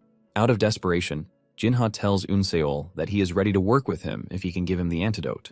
Unseol then asks him why he should help him out, and in his defense, Jinha reminds Unseol that there are about 20 trainees left. He explains that these trainees are all in groups, and no matter how strong Unseol is, he has no chance against them all by himself. Jinha promises to tell Unseol the weaknesses of the remaining group if he helps him. In addition, Jinha promises Unseol that he is never going to betray him if he saves his life. After taking a moment to think about it, Onseol comes to the conclusion that Seo Jinha is not the type to trick people or betray someone. Jinha also assures Yunseol that he is going to work with him until the very end, while reiterating the fact that he is not going to betray him. Onseol finally agrees to help, and he throws the antidote canister to Jinha so he can help himself. Jinha wastes no time pouring the powder on the affected part, and while he is doing this, the bell for another restricted area comes on. The moment Onseol hears this, he tells Jinha that they need to leave immediately. Jinha is surprised because they are still in the safe zone, but Yunseol screams at him to use his head. He reminds him that most of the battle area has been restricted already, and since another restriction just happened and they are in the safe zone, this can only mean one thing. This basically means that the rest of the group will soon converge on their position. Before he can even finish saying this, the other groups show up, surrounding Jinha and Onseol. Without a doubt, Onseol realizes that they are late already, and while assessing the group that just arrived, he notices that there is a certain dude among them who appears to be different from the rest. The dude has a red scarf tied around his hair, and he has a cold demeanor about him. Since the group is a bunch of different factions, one of them wastes no time suggesting that they kill Yunseol and Jinha first before deciding on what to do with each other. It turns out that everyone in the group knows about Jinha and Onseol and the type of skills that they wield. Realizing that they are in a very tight spot, Jinha reaches for the antidote bottle that Yunseol gave him earlier. In an act of ingenuity, he throws the powder at the group, claiming that it is poison from the hellish blood castle. The powder leaves a purple dust that covers the entire area and leaves the group members covering their mouths in fear. While the group is trying to deal with what they think is poison, Yunseol and Jinha make a run for it. Suddenly, one of the group members catches on to the fact that they have been tricked, and he alerts the rest of the group, telling them that the powder is not poison. Jinha, on the other hand, is glad that the powder actually created what appears to be a smokescreen. Meanwhile, Yunseol is already thinking of the next thing to do, and he figures out that a large area is not going to work out for them. He thinks of getting a cave where they will be best suited to fight, and just as if they are working in sync, Jinha can see what he is thinking. Onseol then tells Jinha to follow him because he knows a cave that they can use. Apparently, he is talking about his former living quarters, which provide the best place for them to fight in. Jinha is ultimately impressed when he realizes that Yunseol has it all figured out already. Yunseol and Jinha continue their advance towards the cave area, but everything turns out badly for them when they see a cloud of smoke covering the area, signaling the fact that the cave area has fallen under a restricted section. The killer demons have the entire place surrounded, giving them no room to breach whatsoever. Yunseol figures out that the higher-ups are watching and intentionally picks the area to be a restricted area just so they can see what would happen. Jinha starts to panic, and he asks Yunseol what they are supposed to do. Yunseol lets him know that the killer demons won't attack them as long as they don't cross the fog. Since they have no choice but to fight, Yunseol believes that having their backs against the demon killers might not be a bad choice. Realizing that they have no choice, the two prepare themselves for the battle of their lives. The group chasing them finally shows up, and they are pissed about the fact that Yunseol and his partner are stressing them out. Without delaying any further, they rush towards the two, aiming to kill them as fast as possible. Meanwhile, the head instructor is watching from above, and he believes that the battle that is about to ensue will be the deciding battle for the 10 demon masters. Daggers fly towards Onseol, but he easily dodges everything before going after the dude who throws the daggers. He cuts down the dude, and while he is doing this, Jinha is also showing the attackers why he is not on their level. Suddenly, a long-range weapon comes flying at Jinha, forcing him to take a step backwards. The intensity of the long-range weapon forces Jinha and Yunseol to stand back-to-back again, leaving their assailants to surround them. Seeing how the situation has turned out, Yunseol realizes that he is on the verge of death, and he subtly says he has no regrets, since he has put his all into everything he has done so far. The moment Yunseol hears this, he realizes that he and Jinha are on a completely different path because if he dies at that moment, he is going to be filled with the regret of not being able to avenge his grandfather. The reality that this might happen hits him really hard, and he loses every sense of fear and immediately locks in. Onseol switches positions from being the hunted to the hunter, and the first two who are running towards him have no idea what hit them. He cuts them down so fast that he is already onto his next target before Jinha even realizes that Onseol is no longer behind him. Onseol's technique changes as he slashes his opponents like tissue. The other trainees start panicking because they have never seen the type of technique that Yunseol is wielding. Realizing how dangerous Yunseol is, the target immediately shifts to him. They focus all of their attention on him, but at this point, all of Yunseol's senses are on overdrive, especially his wild beast senses. He remembers every move Sawu did, and in that moment, he starts moving erratically. All the trainees can see are bodies flying left and right, while they can't seem to track Yunseol's movements. Even the head instructor is shocked by what he is staring at, as he cannot believe that a trainee is moving just like a pro. Eunseol is dealing blows left and right until an unexpected punch comes from nowhere, and Eunseol only notices it at the last minute. He is able to block the punch with his sword, but failure to prepare ahead causes the punch to shatter his sword before throwing him into the distance. Jinha freaks out when he sees where Eunseol landed, and he screams at him to stand up. Eunseol is a bit disoriented from the punch, and by the time he comes back to his senses, he finds himself in the fog.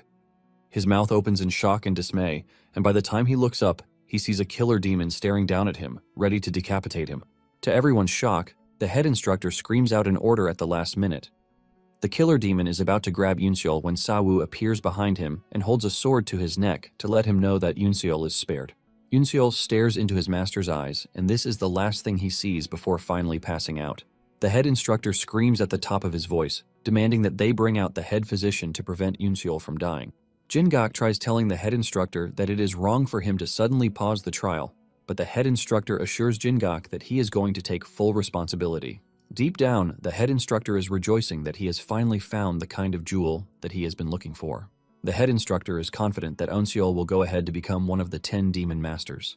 Later on, the head instructor was asked by one of the elders, Hua Wimyong, why he disrupted the plan, which was to initially select 10 demon masters and 2 geniuses who would serve as their ears and ears. Apparently their plan was to select 12 trainees, but Eunseol ended the trial with 14 trainees even when he knew he was going to be punished for it. The head instructor lets Hua know that he is fully prepared for whatever consequence that comes with his decision. Hua is worried about how the emissaries from the 10 demonic sects will take the news, but the head instructor assures Hua, telling him that the 10 executives would also see what he saw in Eunseol. Sometime later, Eunseol wakes up in a strange room with the smell of medicine everywhere. He immediately figures out that he is in the room where his wounds were treated. He assesses his body and realizes that his wounds are perfectly healed, and this includes all of his internal injuries. He is totally impressed by this because he wasn't expecting the physician from the Demon Palace to be so impressive. Once he gathers his strength, he gets on his feet and makes his way to the hallway where he meets an attendant who asks him to come along. He leads Eunseol to the main hall, and Eunseol is totally blown away by the incredible setting of the building. He asks the dude where they are, and he informs him that they are currently in the center of Hell Island. It dawns on Eunseol that he hasn't seen the building before because it was in the restricted area. Once Eunseol makes himself comfortable, the attendant asks him if he would like to order anything, and Eunseol asks for 2 bowls of noodles. Moments later, the noodles arrived, and the reason he asked for noodles was that he had always enjoyed noodles with his grandfather. Just as he is about to start eating, Jinha shows up, teasing him about the 2 bowls of noodles in his presence. Not ready to be friends, Eunseol asks Jinha what he wants, and Jinha takes a moment before thanking Eunseol for saving his life. So Jinha admits that he would have died if not for Eunseol saving his life. Eunseol doesn't want to take credit for this, but Jinha explains to him that they were supposed to be 12 surviving trainees. However, the head instructor's decision to suddenly save him is why Jinha is also alive. Eunseol is shocked to hear this, and he is even more shocked when he hears that he has been out for 4 days. Eunseol thought he was just out for 1 day, and Jinha let him know that he was pretty lucky that the physician known as the Mad Physician was close by. Talking about the Mad Physician, he is considered the best physician, but after failing to cure his lover's illness, he became mentally unstable. Basically, he is considered a miracle worker who can save anyone as long as they are still breathing. Eunseol feels honored by the fact that he was saved by the said physician. Without asking, Jinha decides to dig into Eunseol's noodles while dispersing more information. He mentions that the killer demons are actually martial masters sent over by the 10 demonic sects. Apparently, the sects will be coming to pick their successors too. Eunseol then asks Jinha if he has any idea why he was saved by the head instructor. Jinha replies that he was just about to ask him the same thing because the head instructor was really eager for Eunseol to be one of the 10 demon masters. Jinha believes that Eunseol knows the head instructor before, or his sect has something to do with it. Eunseol then clears the air, saying he didn't know the head instructor before. When Eunseol hears that the head instructor is being heavily punished for what happened, he starts wondering why a man whom he never knew stepped in to save him, and even risked being punished for it. Just then, a loud sound calls everyone's attention to the fact that the executives of the 10 demonic sects have arrived. The trainees immediately gather, and they watch as the aura farming executives enter the room. Without wasting time, the vice master of the necromancer sect, Bulsa, makes his move. He points to a dude named Yang Munho and asks him to join the necromancer sect. Yang is skeptical because he has always trained with a sword and has never held a spear before. Bulsa lets him know that this doesn't matter before he was born with a physique that is suited for the necromancy spear. Bulsa points out that Yang was unable to max out his potential while he was using the sword, and the spear would be the best choice for him. With these words ringing in his head, Yong quickly follows Bulsa. After Bulsa is done, another old man, Jok Yahan, steps up, and he is the vice master of the Hellish Blood Castle. Surprisingly, Jok calls upon Jinha to join the Hellish sect, and this shocks the dude. Jinha can't believe that Jok Yahan is seriously calling on him, who was known as the genius of the sword since he was a kid, to join the Hellish Blood Castle that creates poison artists. Jok explains that the scariest poison in the world is a poisonous heart. Apparently, before the third trial began, Jinha had used a girl from the martial office of the Hellish Castle to kill all the trainees, and after failing, he ended her life to make sure she stays silent forever. Jinha immediately cuts in to defend himself, saying the girl offered first. However, Jok lets Jinha know that he is not trying to blame him whatsoever because he appreciates the fact that Jinha is willing to kill many people to achieve his goals. Jok lets Jinha know that he cannot succeed in the Murim if he thinks that swordsmanship is his path. Jok is able to convince Jinha that his talent lies with the poison and not swordsmanship. After seeing how Onseol handled the sword, even though he just started learning, Jinha is convinced that he might truly not have the talent for swordsmanship.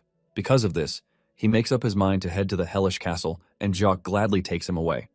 Just then, the strongest swordsman in the demon path, Wee Hyokgun, steps forward to make his pick. Wee is the most respected because he is the strongest, and the fact that he is from the Fire Rain Sword sect. Even Unseol can feel the pressure from Wee, and everyone else is on their toes because they are eager to see who he is going to pick. Wee shocks everyone when he calls on Unseol's name, telling him to follow him. Wee says he has heard a lot about Unseol, and because of this, he is excited to see what Unseol can do. Just as Wei turns around to leave, Unseol does the unthinkable by fearlessly voicing out that he is not interested in joining the Fire Rain Sword sect. Wei is forced to ask again just in case he is going deaf. Wei's rage bursts out as he cannot believe that Unseol just rejected a demon master. The aura from his body immediately sends Unseol to his knees, but Unseol manages to speak out, saying he has the choice to reject offers. Wei then asks him where he plans to go after he rejects his offer, and Unseol calmly says he would like to go to the Wandering Beast Pavilion.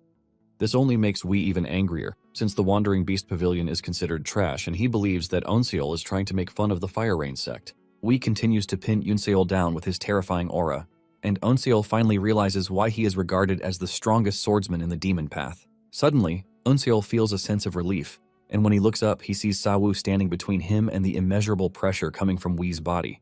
This only makes Wei even angrier because he can't believe that a mere pavilion master is trying to stand in his way. The aura from Wei increases, causing Sawu a bit of discomfort, and he even reaches for his sword. Everyone watching this starts shitting their pants because they can't believe Sawu is really trying to unsheath his sword in front of the strongest man in the demon path. With a stern voice, Wei tells Sawu not to overthink his boundaries because he is close to Jin Gak. One of the vice masters quickly figures out that the trainees would all die if Wei gets mad and unsheathes his sword.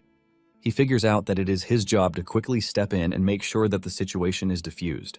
Just as Wei is about to pull out his sword, the said vice master quickly steps in to push the sword back, while speaking to Wei in the most gentle way that he can. It turns out that the vice master is Dan Xian, and he is from the Wandering Beast sect. He urges Wei to let go of the matter just for his sake, and the rest of the elders present in the room subtly urge Wei to exercise patience. Wei takes a moment before finally making his decision, allowing the Wandering Beast sect to take Unseol under their wings. Sawu quickly tells Unseol that it is time for them to leave before Wei changes his mind again. Deep down, Unseol knows the energy he felt, and he can sense the fact that Wei was going to kill him if he hadn't been stopped. After leaving the Demon Palace, Sawu commends Unseol, saying he has improved, and Unseol heaps praise on Sawu's teachings. Moments later, they arrive at the Wandering Beast Pavilion, which appears to be a lively village. Unseol is shocked when he sees this because he was expecting a silent and serious environment, but everyone looks bright and happy. Dan notices the shock on Unseol's face, and he tells him that they are unlike the other sects because they prioritize self-sufficiency instead. Unseol notices that he can't see young people of his age in the area, and he questions this. Dan casually reveals that the young disciples they had either run away or died, thanks to their intense training. Dan then looks around, and he spots an old shack. He tells Unseol that he will be staying in the shack, and if there is nothing that needs to be fixed in the shack, he asks him to get tools from the blacksmith, Wangul. After telling Unseol where he needs to be, Dan tells Sawu that it is time for them to leave. Unseol is surprised that Sawu is leaving, and he asks him if he is not staying in the village. Dan then explains that Sawu is just a secret pavilion master who has no right or power to stand up against the sword demon. Because he did that to protect Unseol, he is going to be punished for it. Unseol is shocked to hear this, but Sawu urges him not to worry himself because it is nothing but a light punishment. Sa Wu livens the mood by slapping Eunseol on the back, telling him not to fool around while he is away. After Sa Wu is gone, Dan tells Eunseol that he cannot call himself a disciple of the Wandering Beast Pavilion yet. Dan says Eunseol might have become one of the 10 demon masters, but this doesn't mean he is officially a disciple of the Wandering Beast Pavilion. The reason for this is that they don't accept weaklings as disciples of the Beast Pavilion. Eunseol then asks Dan what is required to be strong, and Dan casually says yes. Dan reveals that the sect doesn't have any stressful formalities like the other sects. Dan says the sect doesn't enforce a sense of belonging or an oath because all that is needed is to learn martial arts and become stronger. By doing this, he will be acknowledged as a disciple, and Dan lets him know that everyone in the pavilion is his mentor. However, it is still up to the masters to teach Eunseol what they know or not. The next day, Eunseol starts climbing a very tall rock known as the Iron Peak. Dan had told him the day before to climb the rock because there was someone waiting at the top who was going to teach him the best internal energy cultivation techniques.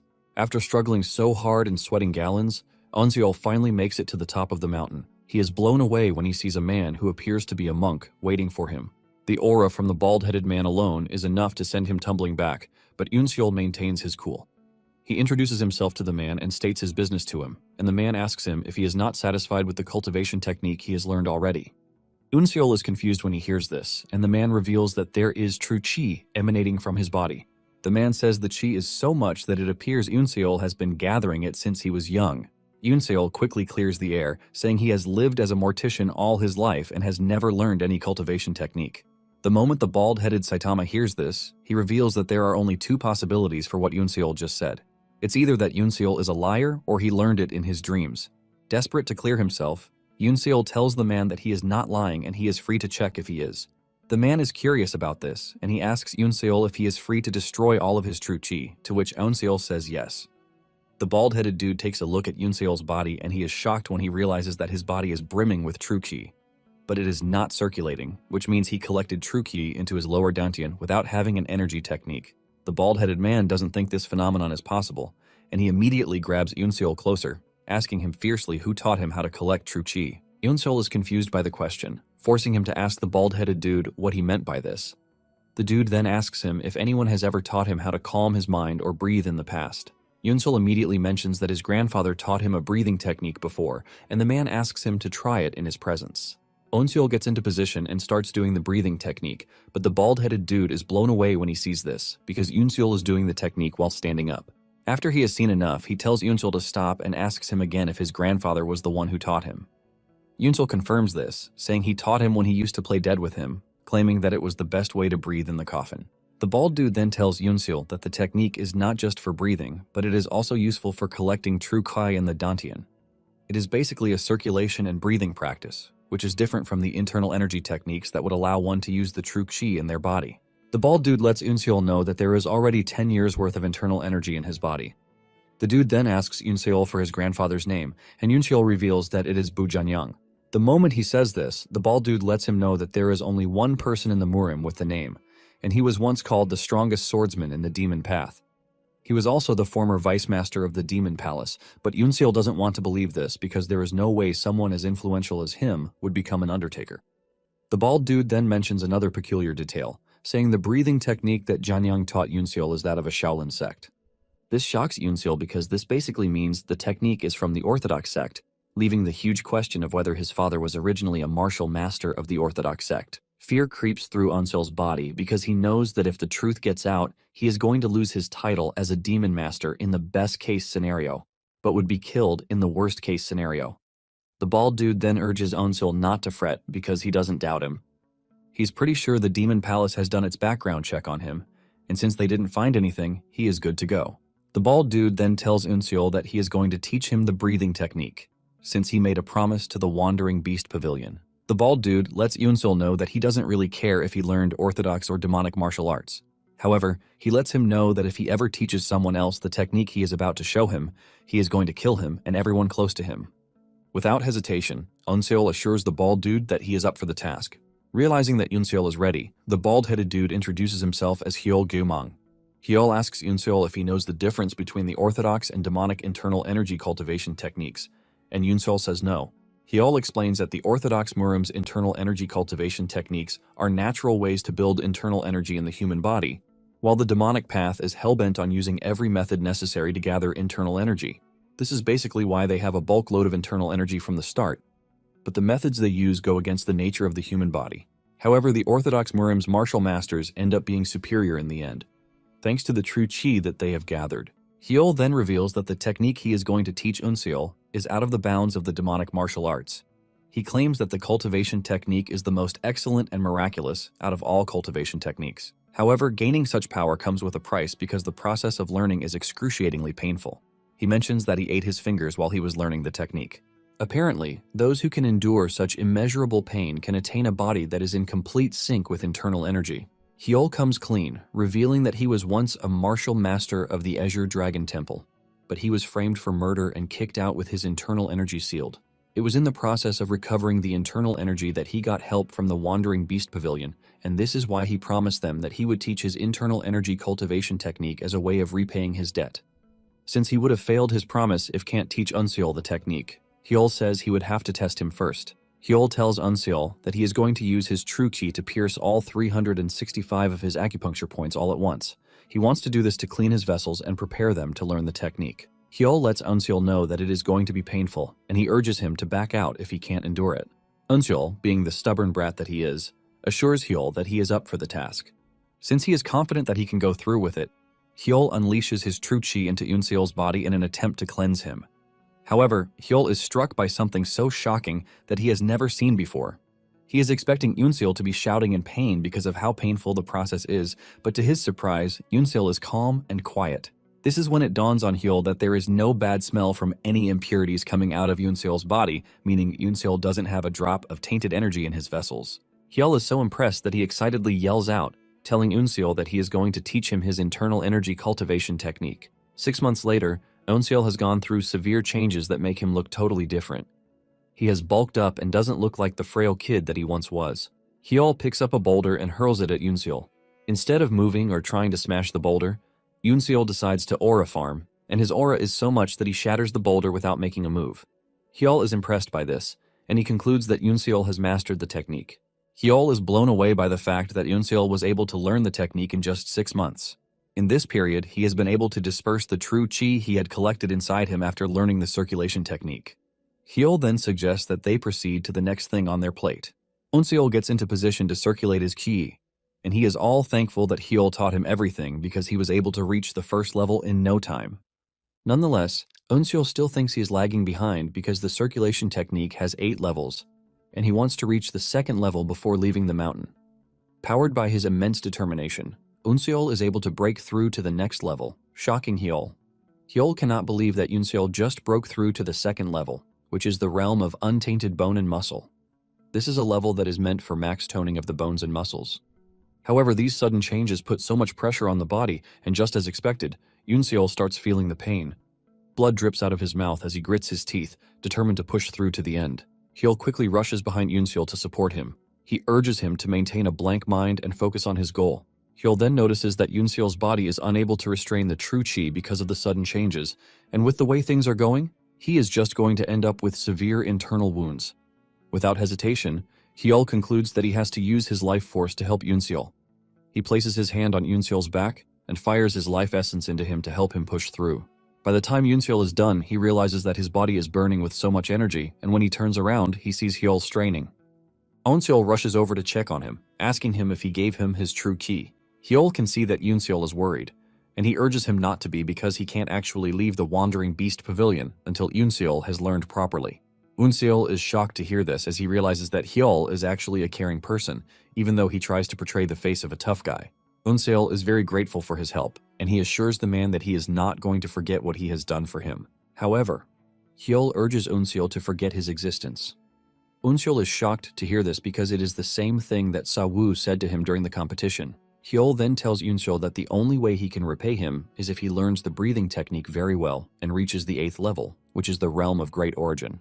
Unseol takes a deep breath and assures Hyeol that he would reach the stage that he couldn't, because Hyeol only made it to the 5th stage. Since Unseol has reached the 2nd stage already, Hyeol tells him that he no longer needs his teachings.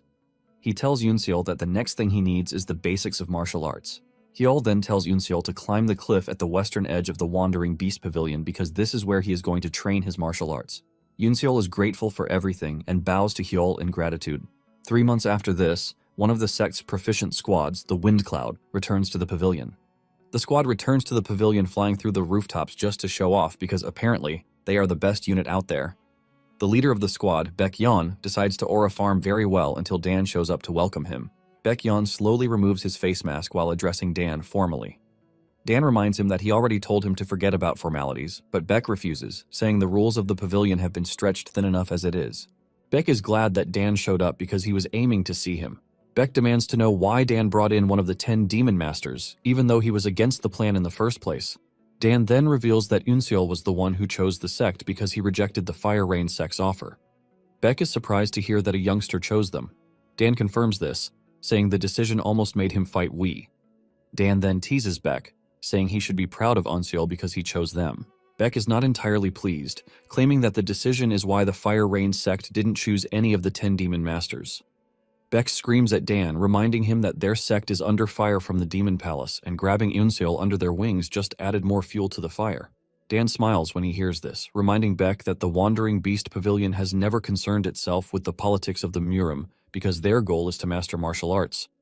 Baek is forced to agree with Dan, but he demands to see Yoonseol because his position as one of the Demon Masters is currently at stake.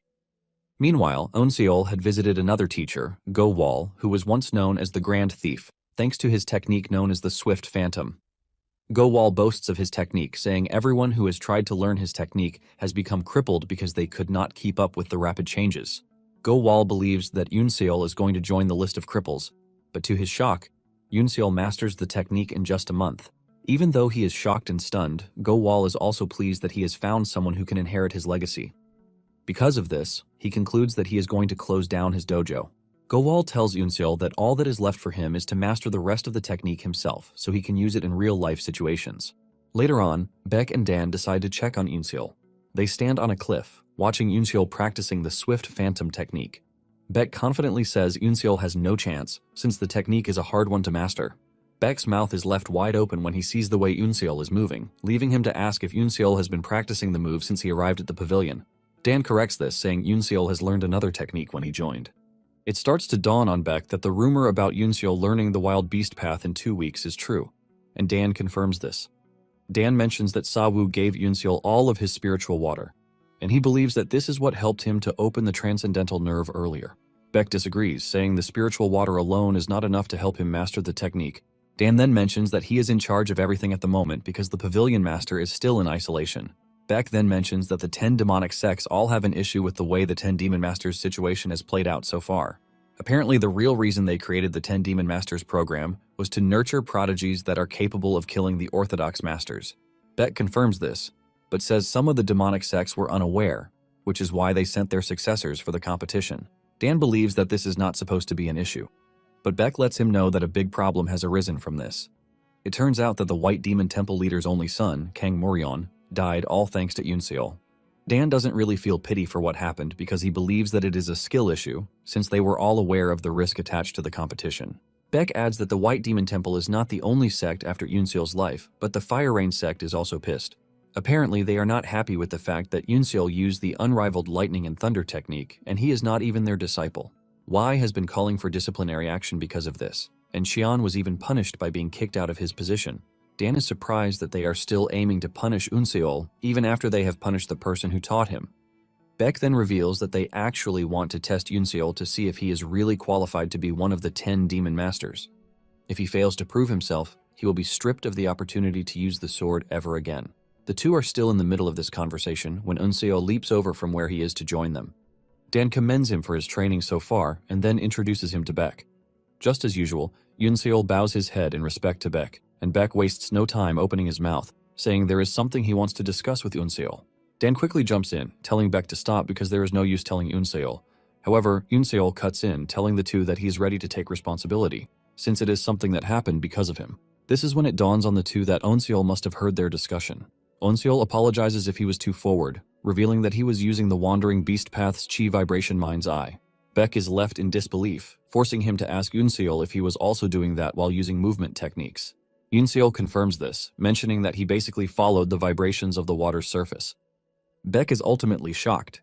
But Dan is already getting used to the weird things that Yunseol does. Beck is happy that they have a genius among them, and he suggests that they place their faith in him.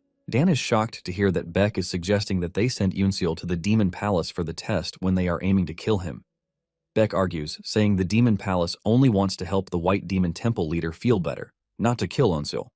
This is basically why they chose the Demon Palace as the site for the test, not the White Demon Temple or the Fire Rain Sword sect. Beck lets Dan know that things would only get progressively worse if he rejects the request. The two are still arguing among themselves when Yunseol cuts in, saying he is ready to go. Yunseol says that since they are looking to improve their image, killing him would only make it worse.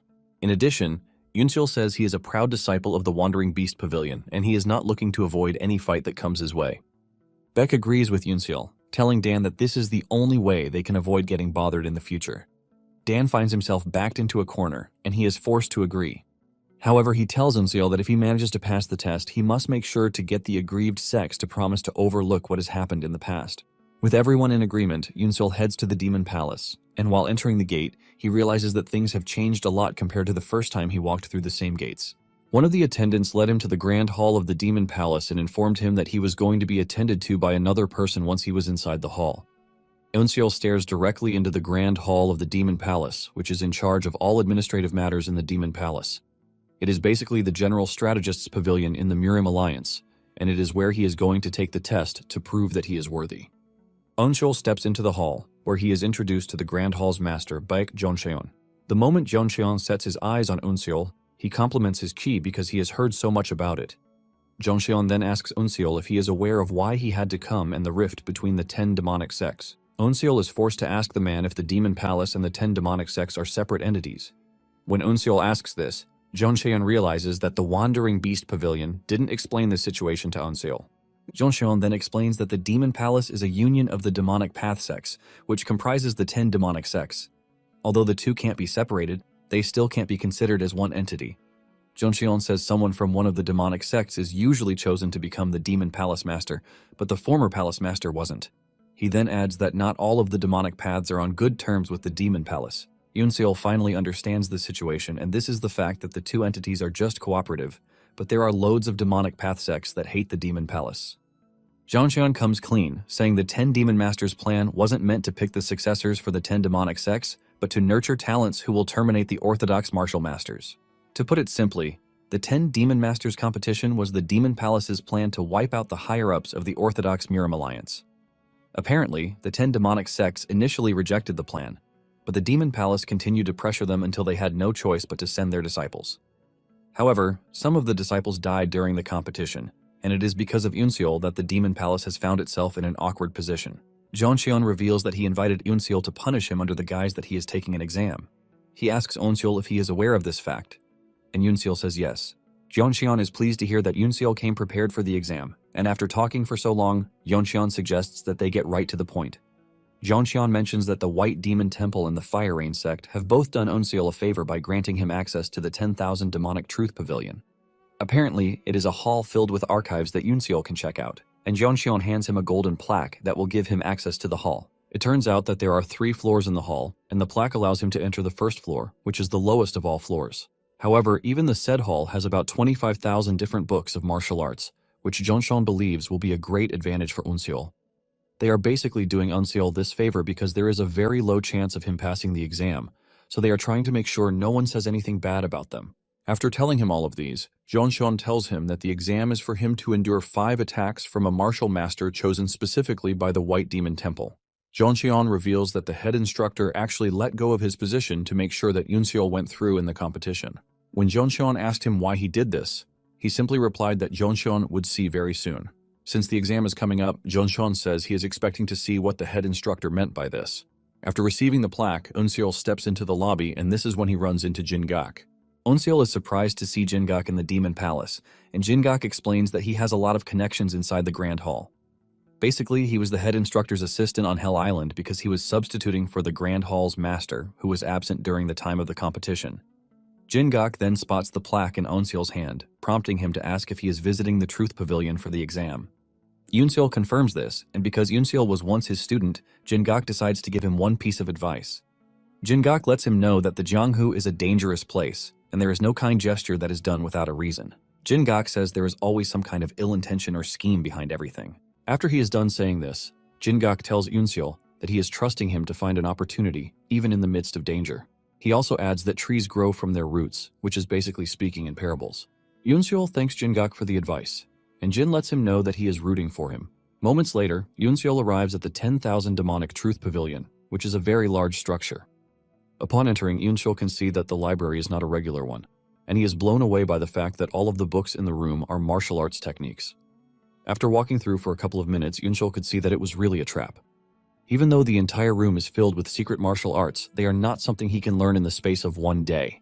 If he tries doing this, he is just going to end up wasting his time, and he is pretty sure that this is what his ops wants. Realizing that the Fire Rain sect and the White Demon Temple are trying to mess with his concentration, Eun-seol figures out that it is his job to remain focused and steadfast. Just then, Yoon-seol remembers what Jin-gak said about trees growing from their roots, and it suddenly dawns on him what he is supposed to do. Yoon-seol starts running around the building until he finally finds a book on the Wandering Beast Reversal Technique, which is a book from the Wandering Beast Pavilion. Eun-seol excitedly opens the book, but he is shocked by what he finds inside. After his grace is finally over, the day of the exam finally arrives. Eun-seol steps into the exam arena where he is addressed by an elder, Gok Gyobong, the supervisor for the exam. There is also Yoo Eun-seong present on the scene, and he is from the Fire Rain Sword sect.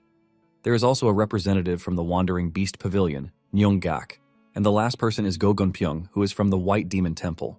Gok tells Eun-seol that the White Temple wishes to test his capabilities as one of the 10 demon masters. Gok then turns to the representatives of the Fire Rain sect and the White Demon Temple to ask them if they are going to let go of their grudges if Yoon-seol manages to pass the test. The two representatives excitedly tell Gok that they are never going to bring back the past if Yoon-seol survives the test. Since they are in agreement, Gok declares the test open. Go walks into the arena and tells Eun-seol that he is expected to endure or block 5 moves from him. Before coming for the exam, Go had been given explicit orders to kill Yoon-seol. However, Go is empathic towards the Wandering Beast Pavilion's image, and because of this, he plans to relieve Yoon-seol of his arms on the 5th move. Go then makes his move, and Yoon-seol is blown away by the fact that Go just launched his attack without having to prepare, which shows how skilled the dude is. The attack aims straight for Yoon-seol, but he is able to jump backwards, ultimately dodging the first move. Without wasting time, Go makes his next move, and Yoon-seol soon finds himself being targeted by loads of branched attacks, forcing him to run through the arena just to try and dodge the move. Go is impressed that Eun-seol was able to see through the move, which is thanks to his wild beast senses. However, Go lets him know that he is not in the clear, yet. Before Eun-seol knows it, the 3rd move is already on him, and this one appears like the rain. The entire arena is covered with attacks meant to take him down. Because Yoon-seol is confused about what's real or not, he figures out that dodging everything would be better for him. Without hesitation, he kicks into overdrive in an attempt to dodge the attack. The attack finally hits, leaving a loud explosion. But when the dust settles, Go is shocked to see Eun-seol standing with just a slight cut to his cheek. It turns out that Yoon-seol was able to dodge everything thanks to the swift phantom technique. Eun-seol knows that he would have died if Go meant to kill him right after the attack landed. Go, on the other hand, is disappointed that he was not able to hit Yoon-seol as much as he wanted to, and with the way things are going, he might not be able to cut off his arms. Go then decides to get more serious as he cooks up the 4th move, the White Demon Heart Strike. The attack looks like a flash of light, leaving Yoon-seol isolated and scared that he doesn't have what it takes to dodge the attack. Without a doubt, Eun-seol is pretty sure that he is going to die if he fails to dodge the attack. Yoon-seol then remembers the martial arts book that he found in the pavilion. He was shocked when he opened to see the book only to find out that the first few pages are dedicated to trash-talking the Wandering Beast Pavilion. However, the latter parts of the book detail the weaknesses of the Wandering Beast path. Eun-seol figures out that the insults were in the beginning to make sure that only the disciples of the Wandering Beast path read it. Inside the book, Yoon-seol learns that as a martial artist, he is expected to use his senses and think. He is also expected to amplify the said senses when it is needed. Now that Eun-seol is in a dire situation, he follows the instructions of the books to amplify his senses just at the last minute. With this, he is able to dodge the White Demon Heart Strike technique, leaving everyone shocked right where they are. Go cannot believe what he is witnessing because even the martial masters of the White Demon Temple struggled to dodge the said attack. Go finally realizes why the Fire Rain sect and the White Demon Temple wanted Eun-seol gone. He has also seen that Yoon-seol would only grow up to be a thorn in their flesh, and because of this, Go finally decides that Yoon-seol needs to be eliminated. Go decides to use the very powerful technique White Demon Divine Serpent as his 5th move, aiming to kill Eun-seol once and for all. Yunseol initially dodges the strike, but before he knows it, he realizes that the weapon is actually following him with the strong intent to send him to the afterlife. Apparently, the white demon divine serpent is a very dangerous weapon because it doesn't stop until it sheds blood.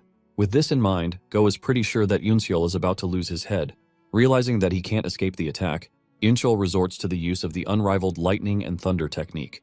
Yunseol holds his hand as the attack hits, leaving a bright golden flash. However, this is still not enough to repel the attack, and after holding on for a few seconds, the serpent finally forces his way through, piercing Yunseol's shoulder. The force from this sends Yunseol flying into the distance, but he refuses to fall on his back. He crashes to his knees, and even though his right arm has lost mobility, Yunseol grabs his sword with his left hand. Yunseol raises his head, and he looks intimidatingly dangerous as he showcases his will to continue the fight. Go is impressed, and at the same time, he is scared that Yunseol will go ahead to cause them problems in the future. Because of this, he decides that it is in their best interest to take Yunseol out of the picture.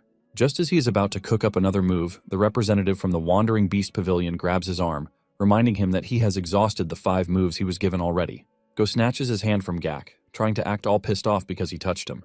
However, Gak responds with a fierce look, assuring Go that he has no obligation to honor the deal he made with the Demon Palace if Go is trying to be dishonorable. Just then, the representative from the Fire Rain sect cuts in, saying Yunseol used a technique from his sect during the test. He suggests that they nullify the test because of this, since this was their complaint in the first place. Gak immediately speaks up, telling the dude that he is already testing the waters because there is no condition where they said Yunseol cannot use the unrivaled lightning and thunder technique. Gak then adds that Xian would have been proud that Yunseol even used the technique. The representative is pissed when he hears this, as he believes that Gak is trying to ridicule his sect. Gak clears the air, saying, Go just used the most powerful technique of the white demon arts, but Yunseol was able to repel it, using the unrivaled thunder technique. Gak says the only explanation for this is that the fire rain technique is superior to that of the white demon temple. The moment he says this, Gak immediately creates a rift between the fire rain sect and the white demon temple, since the Fire Rain sect cannot let go of an opportunity that crowns them as the superior sect. Because of this, the Fire Rain sect has no choice but to back off. Gak then informs everyone that the promise that was made will be honored. He declares that Yunseol has now regained his title as one of the 10 demon masters, and he is also allowed to use the sword. After the declaration, Gak turns to Yunseol's direction to tell him that he has proven himself. Just then, he notices how Yunseol is staring at him. Gak goes close to help him rest up, and he realizes that Yunseol had already fainted while he was still standing. Soon afterward, Yunseol wakes up in a strange room again. He is shocked to see this, and he wonders why he keeps waking up in exclusive rooms. He then remembers the test, and he is worried that he might fail. He wonders what would happen if he fails the test. Since the situation is currently out of his control, he decides to sit down and circulate his chi in the meantime. While doing this, he realizes that he has a bulk load of true chi in his body, and he remembers Hyol's words telling him that he has 10 years worth of true chi in his system. Apparently, the chi would be more accessible when his acupoint is activated, and with what he is feeling inside him, he believes that the test has activated his acupoint. Before he realizes it, Yunseol reaches the 3rd level of the reverse polarity cultivation technique, which is the realm that provides invulnerability to fire and water. Yunseol is in the middle of this when an attendant enters the room, and she tells him that he is currently in the Demon Gathering Pavilion. Basically, this is where the Elder Pavilion Master lives. Yunseol is shocked when he hears this, as he was expecting to have found himself in a medicinal hall, not the Elder Pavilion. Yunseol starts trembling because he knows just how important and crazy the Elder Pavilion is. He is known as the Blood Demon, and he is one of the 3 demons and 3 venerables, who sits at the peak of martial arts. The attendant then introduces herself, saying she is Jin Seol, and the Elder has asked her to bring Yunseol to the inner hall. Yunseol is even more concerned when he hears this, and Seol lets him know that the Elder is waiting for him in the inner hall. On their way to the inner hall, they move through a beautiful garden that leaves Yunseol mesmerized. He finally arrives at the inner hall where the Elder is waiting for him. The Elder serves him tea before congratulating him on passing the test from the Fire Rain sect and the White Demon Temple. Yunseol thanks the Elder for his goodwill, and after drinking the tea, the Elder asks him how the tea tastes. Yunseol answers honestly, saying he is not well versed in the tea business, so he can't particularly say this is how it feels. The Elder wants to know more about Yunseol, but before proceeding, he introduces himself as Jiokbong. Yunseol is left in awe because he can't believe he is sitting in front of the demon who swept through the Jianghu to kill countless orthodox martial masters. Yunseol knows that he might not have recognized the old man if he had not heard about him before. After Yunseol is done offering his greetings, the old man says he is a bit different from what he has heard. Even though Yunseol learned martial arts very late, his muscles and joints are actually flexible. In addition, he has good inner energy, and Eunseol explains that his grandfather taught him how to breathe properly while growing up. Bung then tells Eunseol that he brought him to his quarters instead of the medicinal hall because he would like to speak with him in private. Bung then makes a very serious offer, telling Eunseol that he would like him to come to the Demon Palace after he is done training in the Wandering Beast Pavilion. Bung says the Wandering Beast Pavilion might be part of the demonic sects, but they have a system that doesn't align with the other sects. Bung lets Eunseol know that after 3 years of coming to the Demon Palace, Bung is going to meet with the Demon Palace Master to induct Eunseol as a member of the Dark Heaven Squad. This is a big offer because the Dark Heaven Squad is the most elite squad in the Demon Palace, alongside the Heaven Slaying Squad and the Soul Annihilation Squad. Bung says the moment he joins the Dark Heaven Squad, his journey to become one of the higher-ups in the Demon Palace is already set. Bung then asks Eunseol what he thinks of the offer, and without even thinking for a minute, Eunseol rejects the offer, forcing Bung to ask him why this is. With a calm voice, Eunseol explains that learning the martial arts of the Wandering Beast Pavilion requires him to risk his life, and if there is a position guaranteed to him before he even starts, he is going to become complacent. Bung hears this and bursts into laughter, saying he absolutely loves Eunseol's response. Bung mentions Eunseol has the type of attitude that a martial artist is supposed to have. Just from laughing alone, Bung is emitting such strong waves that Eunseol can feel his insides twisting. Bung then tells Eunseol that he will continue watching him because he wants to see how much he will grow in the next 3 years. Bung tells Eunseol that he is going to see him again in the next 3 years, and Eunseol quickly figures out that Bung is already dismissing him. Eunseol thanks Bung for his time and then leaves. After he is gone, one of the masters appears from behind, telling Bung that this is the first time he will see someone reject such an offer. Bung smiles, telling the master that they have to keep an eye on Eunseol to see which side he later chooses. After making it to a safe distance, Eunseol finally gets to breathe, and he realizes that he almost died just from being in the elder's presence. Eunseol knows that he would have been dead meat if he had made a stupid mistake when he was in the old man's presence. Eunseol is still battling with the repercussions of his meeting with the old man when someone taps him from behind, asking him if he is fine. This is when it finally dawns on Eunseol that he has made it into town already. He looks around to reel in the peaceful energy that has been missing in his life for a very long time. Eunseol realizes that he has gotten himself mixed up with a life he never thought he would. Suddenly, he realizes that he is being tailed, and his first instinct is to get himself a weapon. He proceeds to a weapons shop and tells the attendant that he wants a weapon that he can just use for practice. The man then points Eunseol to a bunch of weapons sitting in the corner, telling him to make his choice. Eunseol picks the one that suits him and then makes his way to a secluded area outside town. Once he figures out that he is where he can properly react, he tells whoever is following him to make themselves seen. Just then, a bunch of martial artists dressed as ninjas emerge from the bush, commending Eunseol for having such sharp senses. Eunseol soon finds himself surrounded, and the leader of the elimination team tells Eunseol that they are there to kill him before he finishes his training. Acting cool as ever, Eunseol tells the assassins that he doesn't know them, but he has no interest in killing them, so he urges them to leave. The assassins reply boldly, telling Eunseol that he is the one who is about to die. Since the assassins won't budge, Eunseol decides to speak the only language that they understand, which is violence. He unsheathes his sword, but the assassins still believe he has no chance against them. The assassins immediately get into formation, and Eunseol finds himself surrounded with a plan to attack him at once. Eunseol decides not to act rashly, and before he knows it, they are all over him, trying to get his head off his neck. Eunseol manages to block the first wave of attack, and he figures out that the assassins have a tight attack coordination without any rest in between. He easily figures out that the team has been working together for a long time, which is why their attacks are synchronized. Even though their teamwork is amazing, Eunseol has been able to deduce something thanks to the wild beast's senses.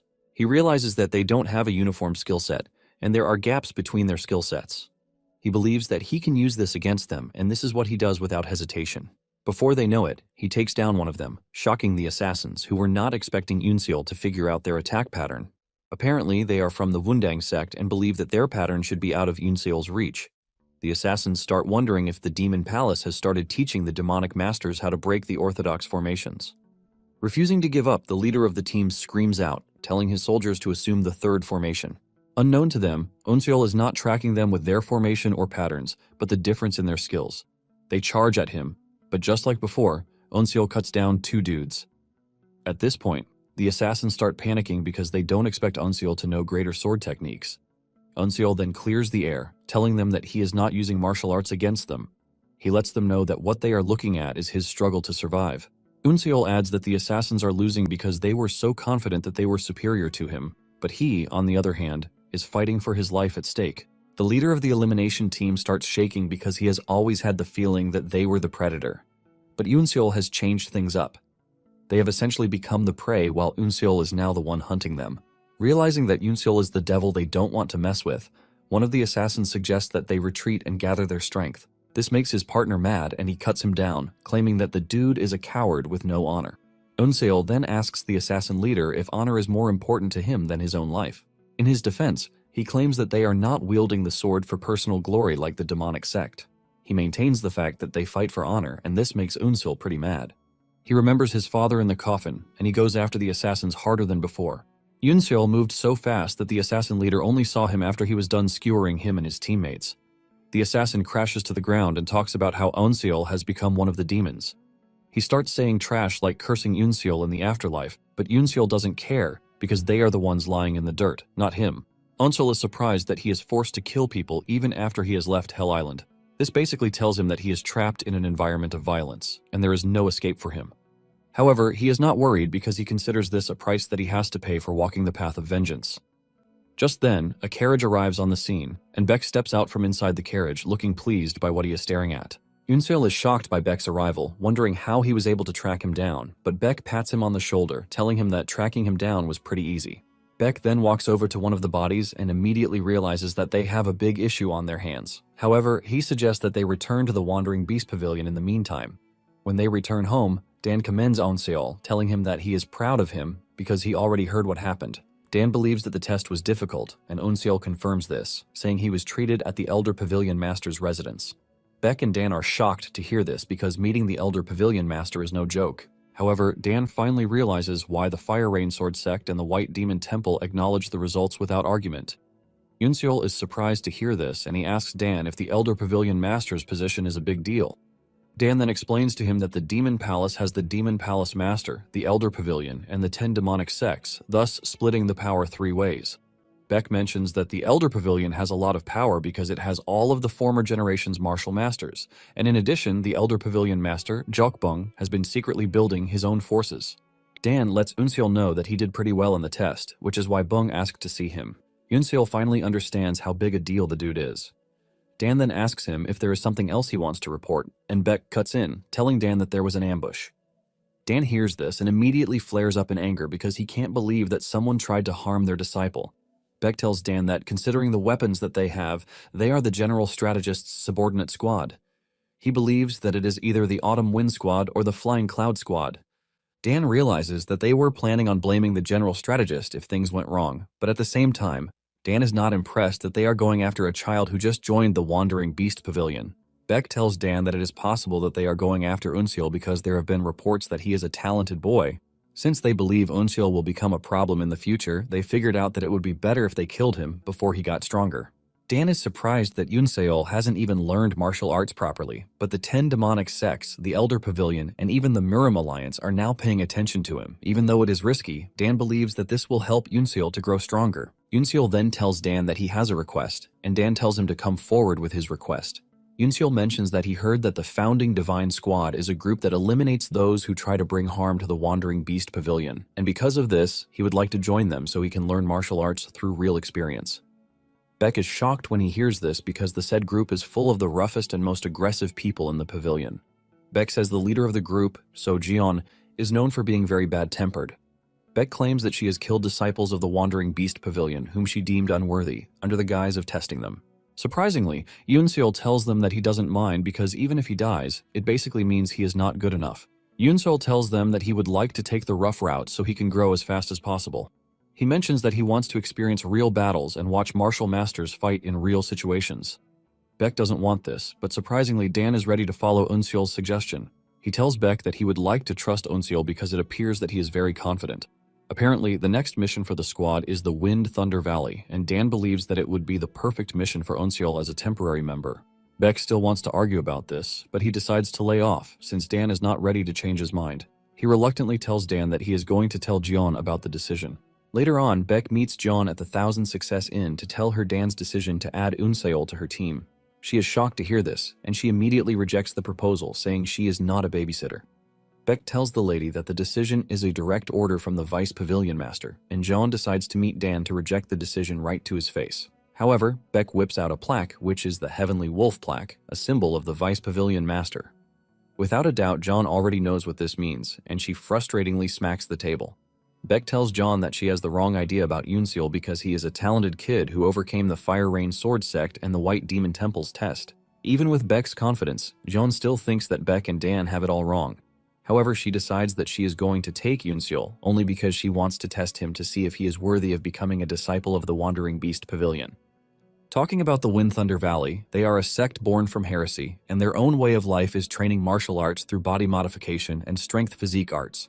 Because of this, they engage in human trafficking, which is why both the Orthodox and unorthodox sects don't want anything to do with them.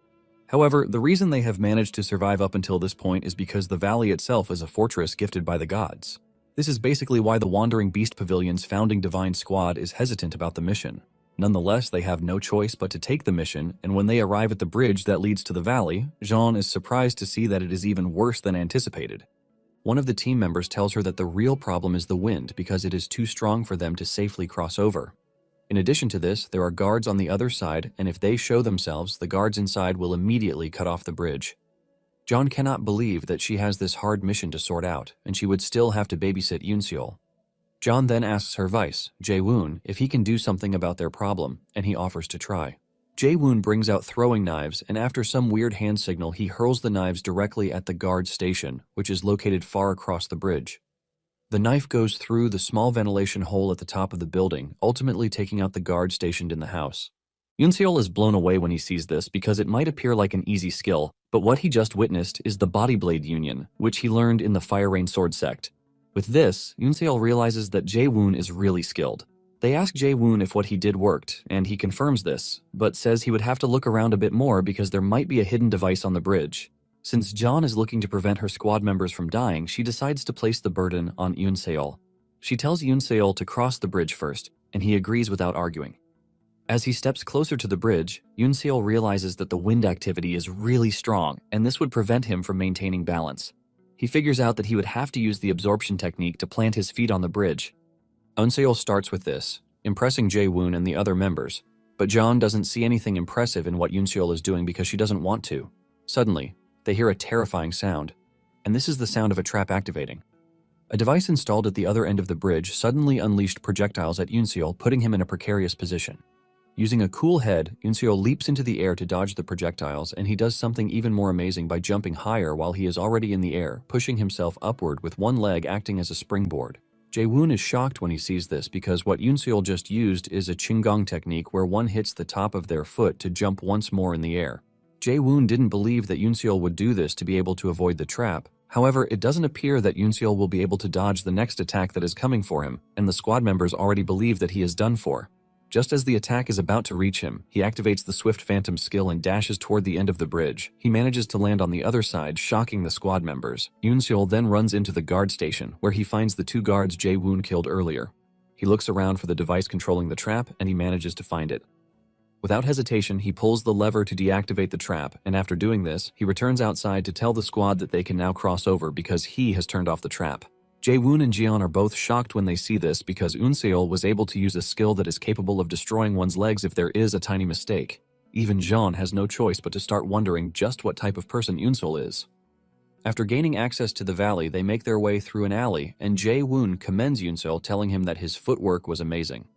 Yoonseol thanks him for the compliment, and he asks him if he learned this from Master Go. Yoonseol confirms this, but Jeon cuts in, telling Jae-woon not to overpraise Yoonseol because he didn't do anything special. Jae-woon urges Yoonseol not to mind Jeon because she is just like that. Unknown to them, Jeon was actually surprised by how Yoonseol navigated his way through danger earlier, but she doesn't think this is enough for him to pass her test just yet. Deep down, Jeon is hellbent on proving that Yoonseol is trash. Moments later, they arrive at a lake, and Jeon is the first to dive in without any explanation. Yoonseol is utterly confused when he sees this, forcing him to ask one of the squad members what it is that they are doing. It then dawns on the dude that Yoonseol didn't get the memo because he joined the mission at the last minute. The dude explains that the lake is connected to the Wind Thunder Valley, and if they dive in and go out through the tunnel, they are going to reach their destination. However, the lake is filled with ice properties, and because of how dangerous the freezing nature is, one must always use their internal energy for about 15 minutes to protect the body from the cold. He lets him know that failure to do this means immediate freezing and ultimately sinking to the bottom of the lake. The dude tells Yunsul that he is free to wait for them right there because the kind of technique to keep his body active in the water might be impossible for his age. He continues by saying merely attempting is wishing for death, but Eunseol cuts in, telling him that he doesn't have to worry himself. Eunseol doesn't mind doing this because this is why he came on the mission in the first place. Without hesitation, he takes a deep breath and dives into the water. To his surprise, there are so many ice crystals sitting in the lake, and he finally understands what the dude is talking about. He then notices that something is quite off because the others are struggling, and this might be a sign that the ice crystals have some sort of effect. Eunseol is surprised that he is not using his internal energy, but at the same time, he is not even feeling cold. It then dawns on Eunseol that he might not be feeling anything because he recently reached the realm of invulnerability to fire and water. Eunseol admits that he didn't really think too much about the skill when he obtained it, but it is already coming in clutch. Eunseol pushes through the cold water, and when he emerges on the other side, he finds the squad sitting and circulating their ki. Eunseol, on the other hand, felt nothing, and he just walked up to them normally, shocking the squad. What is going through their minds is how Eunseol was able to pull through without feeling anything. Even Jeon cannot believe that Eunseol doesn't need any ki circulation because his internal energy is very stable, and she starts to realize that Dan might have sent Eunseol to them for a reason.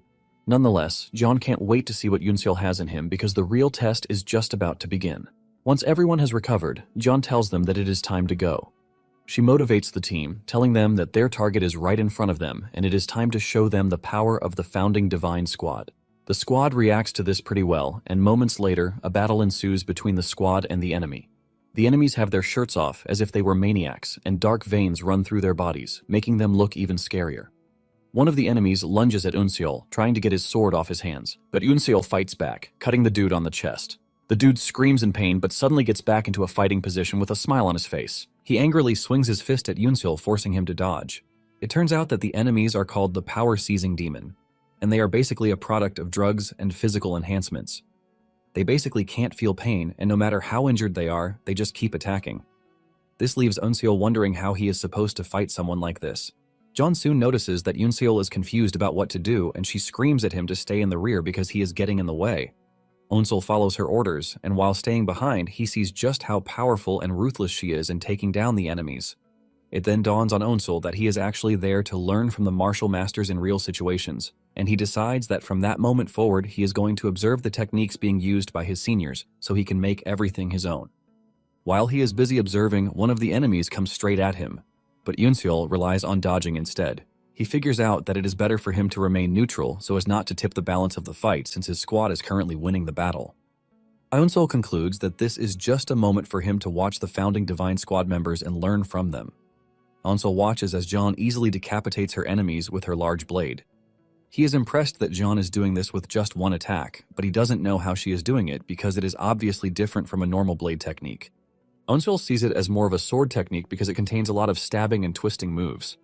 Moments later, Eunseol realizes that he might have gotten it all wrong, and he decides to watch her more to see what she is doing. Just then, an enemy dashes toward Eunseol, and following what he just copied from Jeon, Eunseol cuts down the demon like Jeon did.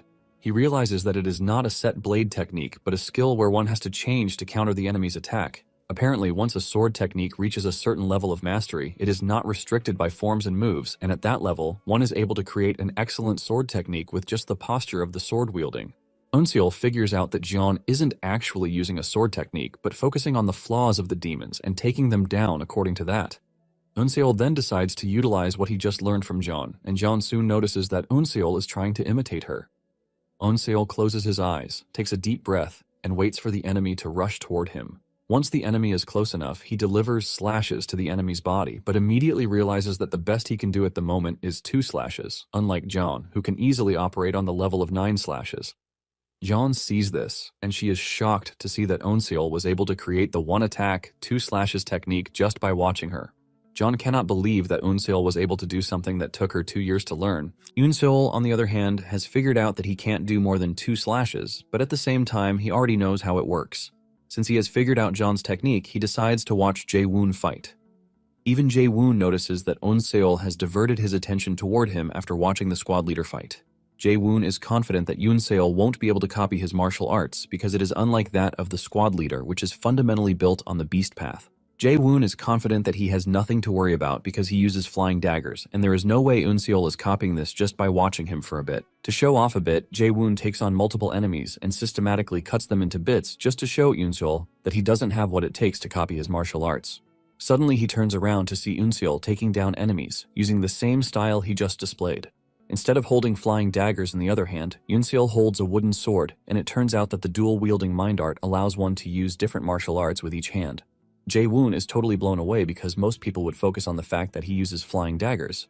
But Yoon-seol didn't restrict himself to the weapons Jae-woon is using, and he basically saw through Jae-woon's martial arts. On the other hand, Yoon-seol is not entirely pleased with himself because he can't ultimately use Jae-woon's skill to the fullest since the force is not there. Yoon-seol concludes that he can't learn Jae-woon's technique really fast, and if it weren't for the texts he read in the archive, he would not have been able to copy the little he did. Since he is done with the squad leader and her vice, Yoon-seol changes his attention to another squad member. He watches the dude for a moment, and he realizes that the dude's blade is outputting so much force for just a simple move. Yoon-seol concludes that just watching it won't help him understand the technique, which is why he has to take another route. Yoon-seol then walks to the corpse of the enemy the guy just defeated to feel it, leaving the squad member to wonder what Yoon-seol is doing in the midst of battle. Moments later, Yoon-seol lets off an evil smile because he has figured out what he wants to, and just then, an enemy appears behind him. The dude believes that Yoon-seol is an easy target because he is not watching, but this turns out to be the dude's mistake as Yoon-seol pushes his sword into the dude's head before casually cutting the dude up like it is nothing. Yoon-seol figures out that whenever the dude makes contact with the enemy, he actually imbues his sword with true chi to maximize the force. With this, Yoon-seol believes that he has already watched those he wants to, and just then, the leader of the enemy squad shows up in a grand manner, threatening to wipe out Jeon and her squad. The dude hurls a purplish projectile at them, which turns out to be poison. Upon coming into contact with some of the squad members, they get affected, but Jeon quickly takes control as she charges toward the enemy while cutting down his poisons. In return, Jeon's slashes hit his body, forcing him to raise his hands to block them. From the corner of her eyes, Jeon realizes that Yoon-seol is still watching her, which is what he has been doing since the start of the battle. Jeon admits that she didn't want to acknowledge how impressive Yoon-seol is because he just started learning martial arts, and she was not ready to see past that. However, Jeon doesn't think she can continue with this, and with a smile on her face, she has no choice but to agree that Yoon-seol is impressive. When the enemy leader sees this, he gets pissed off because he can't believe that Jeon is seriously fighting him while smiling at the same time.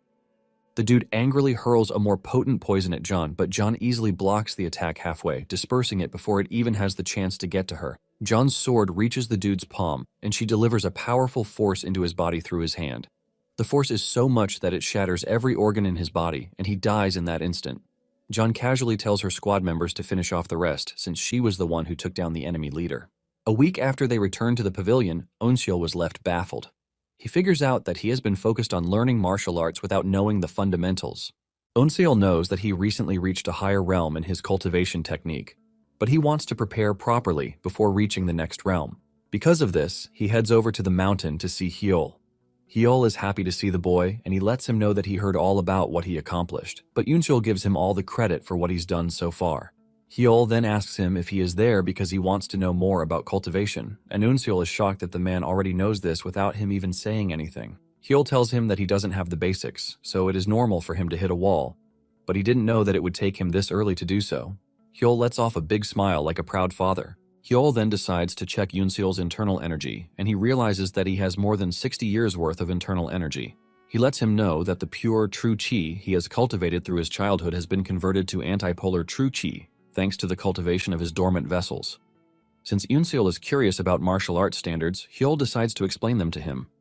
He tells him that the peak realm is one above the first rate, where the body and internal energy have reached their maximum capacity. Apparently, going past that point and reaching the pinnacle of the martial arts that Yoon-seol has learned is the supreme peak. However, after this is called the ultimate divine realm, and once one reaches this realm, they are able to freely control both their body and spirit. In addition, one can also escape the restraints of internal energy and the limits of the human body.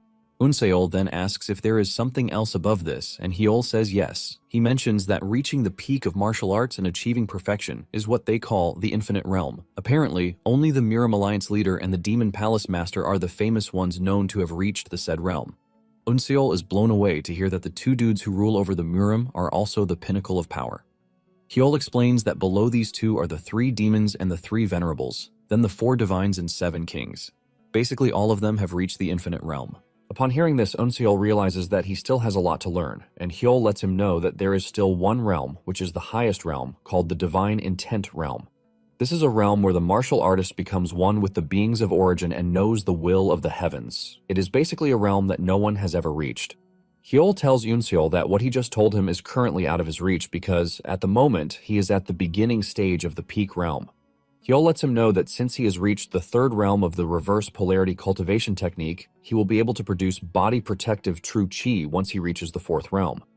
Hyol tells him that once he is able to do this, he has reached the supreme peak realm, and once he reaches the 5th realm, he will be able to give shape to his internal energy.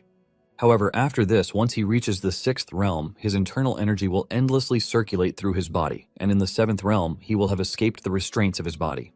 Hyol tells him that in the last realm, which is the 8th realm, he will obtain the power of great nature to have the authority to intervene in all living things. This sounds confusing to Eunseol, and Hyol admits that he doesn't have the knowledge to fully explain it because he only managed to reach the later stages of the 5th realm. However, since Eunseol is curious about this, Hyol believes that Eunseol is finally ready to debut into the Jianghu. Eunseol is shocked that Hyol knows this too, and Hyol tells him that he figured this out, since there is no way Eunseol will be asking him if that wasn't the case. Eunseol confirms this, saying he has learned that the real battles are how he can become stronger the fastest, which is why he wants to go to the Jianghu. It is basically more sensible to roam the Jianghu if he wants to get information on the dude who killed his father rather than stay in the demon palace. Since he is heading out to the Jianghu, Hyol tells him that he is going to need information, and he urges him to find Wang, as he is going to tell him everything he needs to know. Eunseol bows to the man, thanking him for his help, and Hyol lets him know that the Jianghu is dangerous, so he should be careful. With a smile on his face, Eunseol tells Hyol to take care of himself. Moments later, Eunseol arrives at the blacksmith shop to meet Wang Gul. Wang then hands him a book, and Eunseol asks what it is. Wang replies that the book contains what he would like to know, and when he opens it, Eunseol is shocked to find out that it contains the Jianghu's political situation and the information on each sect and their clan's traits. There is even intelligence on the renowned martial masters, and there is detailed information about the 10 demon masters. Eunseol is totally blown away because what he is holding in his hand is too detailed for an ordinary blacksmith to know, which leaves him wondering how Wang knows all he does. Wang tells Eunseol that he definitely will not face any issues once he reads all the information in the book, and he tells him to burn it once he is done with it. Eunseol realizes that the dude might just be pivotal to his mission, and he decides to ask him a question. From this question, the two get to sit down to talk. Wang is surprised that Eunseol wants to know about the ability to freely use one's bones and muscles to strike upward in a way to cleanly cut off a moving person's 2 hands using a lethal poison that causes flesh rot and poison corruption while equipping hidden weapons. Even Wang is impressed that there is someone who uses hidden weapons and even poison despite having such excellent swordsmanship. Wang then reveals that there is a possibility that this person is a spy who doesn't want to reveal their identity in the Jianghu. Eunseol is shocked to hear this, because what Wang is saying is that the person is not a martial master of the demonic path. Wang confirms this, saying the person probably used the techniques he mentioned to hide his identity because he is not from the demonic path. Eunseol is shocked to hear this, and it dawns on him that he also has to be wary of the orthodox martial artists. Since Wang said the killer left these traces behind to deceive others, Eunseol wonders how it is that he is supposed to find the dude. Just then, Wang tells Eunseol that he has a proposal for him. The two end up talking a bit more, and in the end, Eunseol heads over to Dan's office to tell him that he would like to go out to the Jianghu. Dan is surprised to hear this, asking him if the experience he had with the founding Divine Squad was not enough. Eunseol tells Dan that the experience he gained from the Divine Squad was valuable, but he believes that he needs more real-life situations in order to become better in his martial arts. Dan assures Eunseol that he understands his drive, but at the same time he can't just let Eunseol out because he is the Vice Master. Dan tells him that for him to be permitted to go out into the Jianghu, he must be affiliated with a hall or squad and even get permission from its head. Eunseol assures Dan that he is aware of this, and what he wants is to join the Salvation Squad. Dan is shocked to hear this, and he immediately flares up, asking Eunseol how he knows this. Eunseol replies that he heard this from Wang because he was the one who suggested that he join the Salvation Squad. Apparently they are the squad that deals with assassinations, kidnappings, and even the theft of important resources. Apparently they carry out missions that the Demon Palace doesn't officially recognize, and Wang is convinced that it will be a good opportunity for him to get what he wants. Eunseol also realizes that it would be easier for him to get info on the killer if he joins the squad. Since they are given dangerous missions that pose dangers to their lives, Eunseol is convinced that this would force him to grow stronger if he joins them. Dan yells at Yunsul, saying he can't approve his request, but Yunsul lets him know that he is aware of what the squad does. Basically, the moment he joins them, his identity will be erased, and he will have to risk his life for every mission. Dan confirms this, saying the squad deals with all kinds of dirty work for the Demon Palace, and to join them, one would have to erase both their affiliation and name, which means he won't be able to receive help from anyone. Dan tells Yunsul that this squad is meant for only those who are trying to pay off their crimes or need a lot of money. Dan then asks Yunsul if he is really sure about what he is asking, and Yunsul confirms this, saying he would like to become stronger, fast. Yunsul tells Dan that if the path to power is the Salvation Squad, he is ready to do what is necessary. He reminds Dan that the 10 Demon Masters are merely tools to get rid of the orthodox martial masters, so it is basically just following what he was recruited for. Dan agrees with him, telling him that most of the demonic sects would use their 10 Demon Masters however they need in order to achieve their own goals. But he lets Yunsul know that the Wandering Beast Pavilion is different because he would like to make him a proper member of the pavilion. Yunsul is shocked when he hears this, and he finally realizes that Dan just cares for him and worries about him. Yunsul then tells Dan that he understands what he is trying to say, which is more reason he believes that he should join the Salvation Squad. Dan asks him what he means by this, and Yunsul mentions that from what he has seen, it doesn't appear that the martial artists of the pavilion grow stronger in comfort and protection. Upon hearing this, Dan finally realizes that there is no way for him to change Yunsul's mind. Dan then agrees, but tells Yunsul that it is only going to be for a year.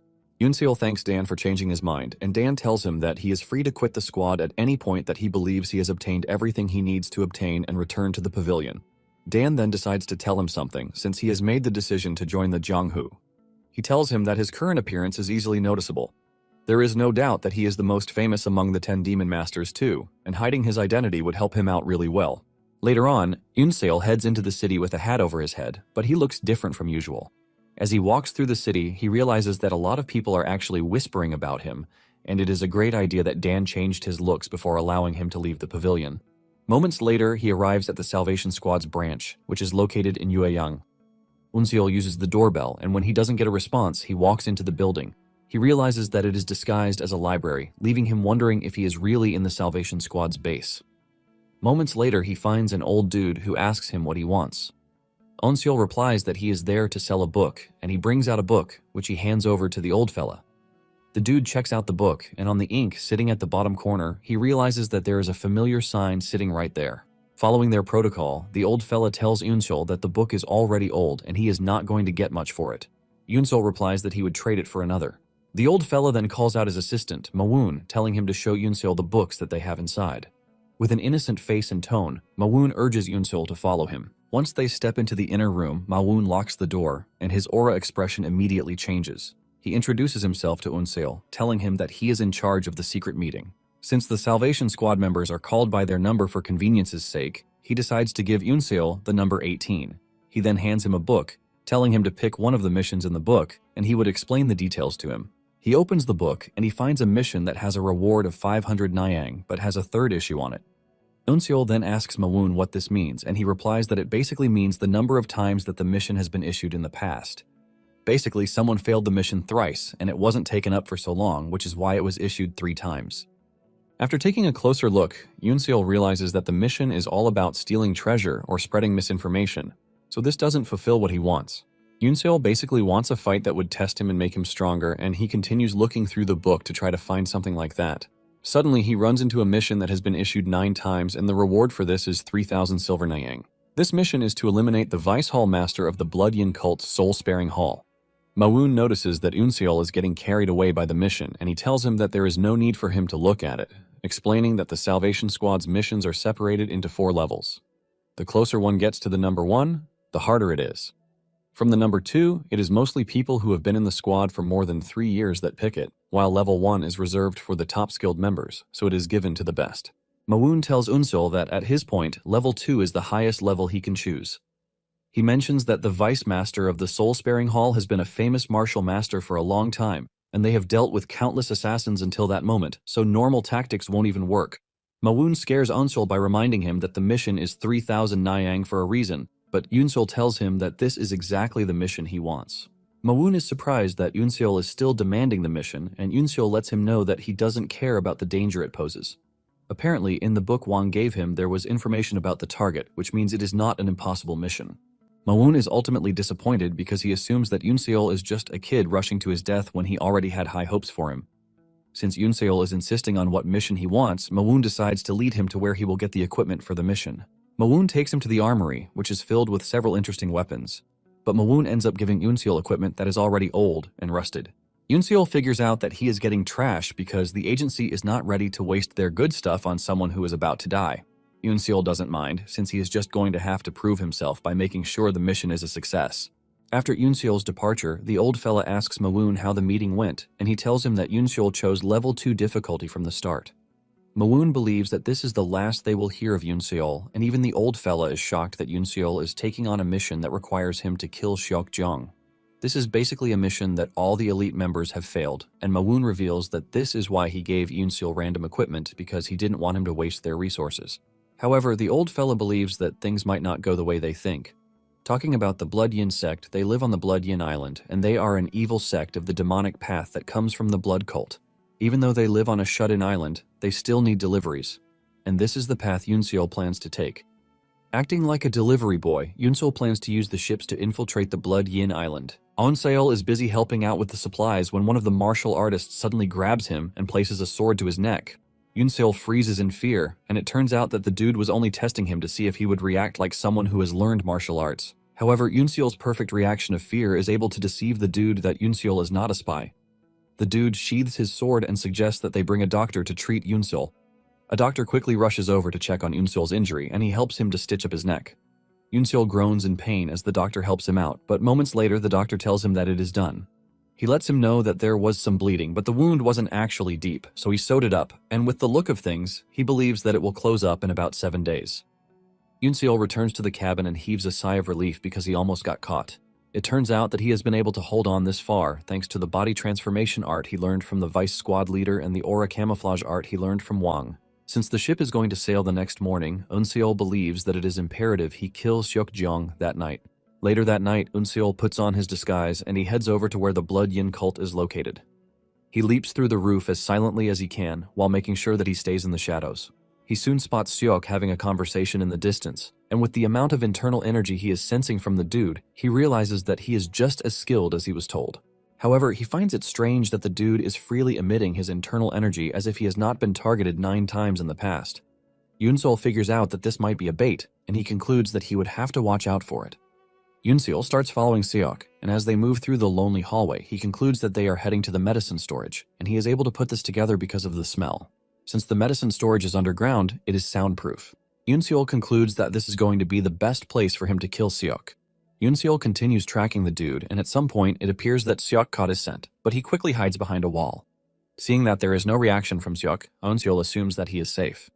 Seok enters the storage room and Yoonseol follows him without hesitation. Seeing how vulnerable Seok is because he turned his back on him, Yoonseol decides to end everything in one attack. He is about to make his move when he steps on one of the floor tiles and it activates a trap. Eunseol quickly leaps backward expecting something dangerous, but it turns out to be coins falling on the ground. However, this has already given Eunseol away and Seok mocks him, telling him that he is no different from the other assassins who have tried to kill him. He mentions that the others who have tried to kill him also tried doing so in the medicine storage room as if they all agreed on it.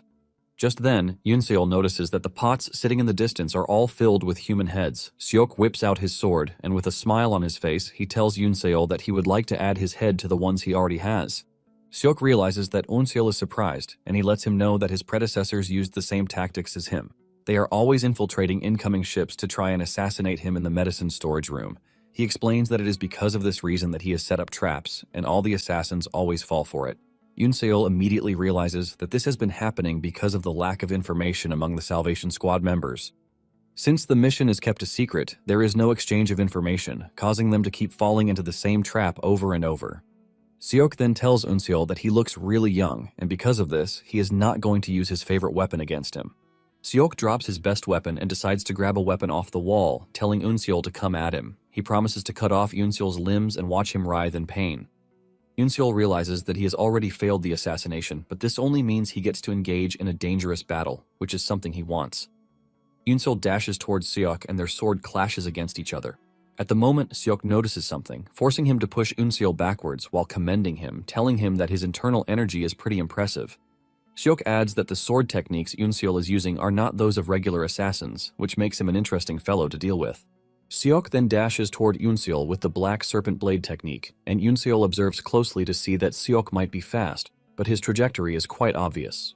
He believes that if he stays calm, he will be able to deflect the attack, but he soon realizes just how wrong he is when the blade cuts through his body, leaving him wondering what just hit him. He believes that he already deflected the attack, but Seok just mocks him, telling him that he has no counter to his attack. Yoonseol is able to block Seok's next attack even though he knows that this leaves him open. He wonders why Seok isn't going for his weak spots, and he figures out that the dude isn't trying to kill him right away. Since this is the case, Yoonseol decides that he will get bolder and figure out how Seok's attack works. Onseol then dashes towards Seok with a series of slashes, but Seok is able to dodge all, and he decides to return the favor. Fortunately for Yoonseol, he is able to dodge the attack, but he is left stunned as to how Seok's attack trajectory was able to change in a flash. Onseol soon realizes that the dude is actually using fake moves, and he decides to take a more risky approach. Onseol closes his eyes, and Seok realizes that Yoonseol has figured out that he is using fake moves, but he believes that Yoonseol still stands no chance just because he closes his eyes. However, Yoonseol is confident that he can pull this off because he has the Wild Beast path, which would allow him to see Seok's movements. Seok makes his move, but to his surprise, Onseol easily dodges the strikes, causing a wave of panic in Seok's brain. Seok becomes more aggressive, but Yoonseol remains steadfast in his plan to counter Seok using the Wild Beast path. At some point, Seok is forced to retreat, but Onseol goes after him with the Swift Phantom skill, shocking Seok. Unknown to Seok, he actually committed two fatal mistakes. The first one is that he gave Onseol too much time for him to figure out how to counter him, while the other one is that he underestimated Onseol by not using his main weapon against him. Seok watches in horror as Onseol's strike breaks his sword into two, forcing him to frantically throw Yoonseol away with an energy blast to prevent him from landing the final strike. Yoonseol easily returns to a striking position, and when Seok sees this, he realizes that things are worse than he thought. Seok figures out that he has to call the other guard standing outside, but before he can blow his whistle, Yoonseol pushes his sword into his chest, ultimately ending his life. As he dies, Seok cannot believe that he actually lost to a mere assassin, and as Yoonseol stands over his dead body, he realizes that it is forbidden for a martial master to let their guard down for anyone. Later on, the old fella at the library is chilling when Mawoon rushes into the room to tell him that Seok is dead, ultimately shocking him to his bones. From the report they are getting, they learn that it wasn't an assassination style, but a dual-type death, and even the blade he was using was destroyed mid-battle. The library keeper is surprised to hear this, since they know Seok has been using the blade for 10 years, leaving them to start asking who is able to defeat him. Moments later, Yoonseol shows up at the library, and before Yoonseol can even say anything, they drag him into the inner room so that they can have a good conversation. Once they are in the inner room, the old fella asks Yoonseol if it is true that he killed Seok, and Yoonseol nods to confirm this. The dude is interested in knowing how he did it, but Yoonseol reminds them that it is their duty to give him missions, not to ask him how he did it. The dude admits that this is true, and he tells Yoonseol that he won't ask any more questions. Since the reward for the mission he just completed is 3,000 Niang, he tells Yoonseol that he is going to give him a check. In addition, he lets him know that he is going to get the mission in 3 days. Yoonseol collects the money but leaves a currency note for him, and when the old man asks him why he did this, Yoonseol tells him to get a drink with it. After Yoonseol's departure, Mawoon crashes out, saying that Yoonseol is arrogant because he is treating the old fella like he is a store owner just because he is disguised as one. Instead of raging, the old fella laughs out loud before telling Mawoon to start giving Yoonseol the most difficult missions because this will raise their branch's image. With this, he believes that they will be able to make it out of the trenches. 6 months later, Yoonseol has become a pivotal member of the branch, and the old fella is always happy whenever he sees him. Even Mawoon is always acting all nice, telling Yoonseol that the branch's future is looking brighter thanks to him. Yoonseol figures out that the two are acting much differently from before, as if they have something that they need to tell him. The old fella then tells Yoonseol that the higher-ups have been paying attention to him, and because of this, they have decided to directly give him a mission. Yoonseol is eager to hear what the mission is, and the moment he hears that it is to protect someone, he immediately turns around to leave, saying he has no interest in it. However, Mawoon grabs his shirt, telling him that the mission is considered the greatest difficulty, which means he would get 10,000 Niang per day. Yoonseol reminds Mawoon that he doesn't need money, and Mawoon agrees to this, but urges him to reconsider. The library keeper also reminds Yoonseol that the mission is directly from the higher-ups, and if he turns it down, the branch might be closed down. Deep down, the dude is just begging for Yoonseol to take the mission. The old dude tells him that if he takes the mission, he will get all the support he needs, including all the intel that they get. Yoonseol finally reconsiders, and he asks the dude how long the intel will be coming in. He replies that it is going to stay indefinitely, and this makes Yunseol finally take the mission, but he lets them know that it is just this once. After Yunseol is gone, Mawoon screams at his boss, asking him if he has gone crazy for promising to give Yunseol all the intel that he needs when they are not some personal intelligence organization. The old man tells Mawoon to shut his mouth, letting him know that once the mission is complete, they might actually get the chance to return to the Demon Palace. Mawoon is shocked to hear this, and he asks the old man if he thinks this is actually possible. The old man then tells Mawoon that he might not be able to tell him the details yet, but he has to know that the target of the mission is a very important figure. Later on, Eunseol reports to what appears to be an expensive restaurant where he meets the target. He introduces himself as number 18, and he informs the target that he is there for the guard mission. The target appears to be a lady, but the old man sitting with her doesn't look too happy with the whole arrangement. He mentions that they have already said many times that they don't need a guard. The target ignores the old man's ranting and introduces herself to Eunseol as Sook. She also introduces the old man, who is considered her uncle, Woo Moonhwang. Eunseol takes a closer look at the two and concludes that they are really rich because they are in an expensive restaurant, and Woo also appears to be a martial artist. Woo trashes Eunseol, telling him that he won't get to do anything as long as he is there to protect So. He yells at Eunseol, telling him not to get in So's way during her tour. Eunseol can feel the pressure from the old man, but before things escalate, So cuts in, telling her uncle that he is not supposed to be rude to someone who is there to help them. So then asks Eunseol if he is fine, and Eunseol replies that Woo is obviously skilled enough not to need him. So then mentions that her uncle already quit his activities in the Jianghu long ago, and this is why the Demon Palace is concerned. Woo, on the other hand, doesn't think there is anything to be worried about. Eunseol finally realizes why he was needed for the guard mission. Woo has stopped being a martial artist long ago, which means his instincts in detecting danger must have dulled, especially in an area that is foreign to him. Eunseol figures out that it is his role to make sure that no problem occurs. So then asks Eunseol why he is named number 18, and he reveals that this is a title that they get so that they can remain anonymous in the Salvation Squad. With a smile on her face, she concludes that she would also be calling Eunseol Mr. 18. After this, So asks him if he has a fake face because he wants to remain anonymous. Eunseol is totally shocked when he hears this because no one has ever noticed until that very moment. So then reveals that she has better eyesight than most people, and she could see that his facial muscles moved a bit unnaturally. The moment Eunseol hears this, he figures out that So is no ordinary lady, which means she might actually be more important than he expected. So is still talking about how they plan to go on a boat tour once they are done eating, when Eunseol cuts in, saying something is definitely off. He mentions that the people in the restaurant have been repeating the same conversation over and over again, which basically means one thing. Without a doubt, Eunseol believes that everyone in the building is an assassin out there to take So out of the equation. However, Eunseol is thankful that they are sitting in the corner, so there is no way the assassins would get to them from behind. Eunseol is planning out his strategy when Woo cuts in, telling Eunseol to stay out of the whole thing because he doesn't need him. Woo confidently tells Eunseol that he is going to show him why he is enough to become her guard.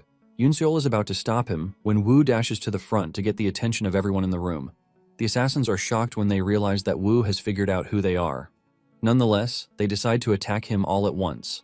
The first dude who gets close to Woo gets a taste of what it means to go up against a veteran martial artist. Woo slams his hand on his chest, projecting so much force into him that all of his internal organs are fractured.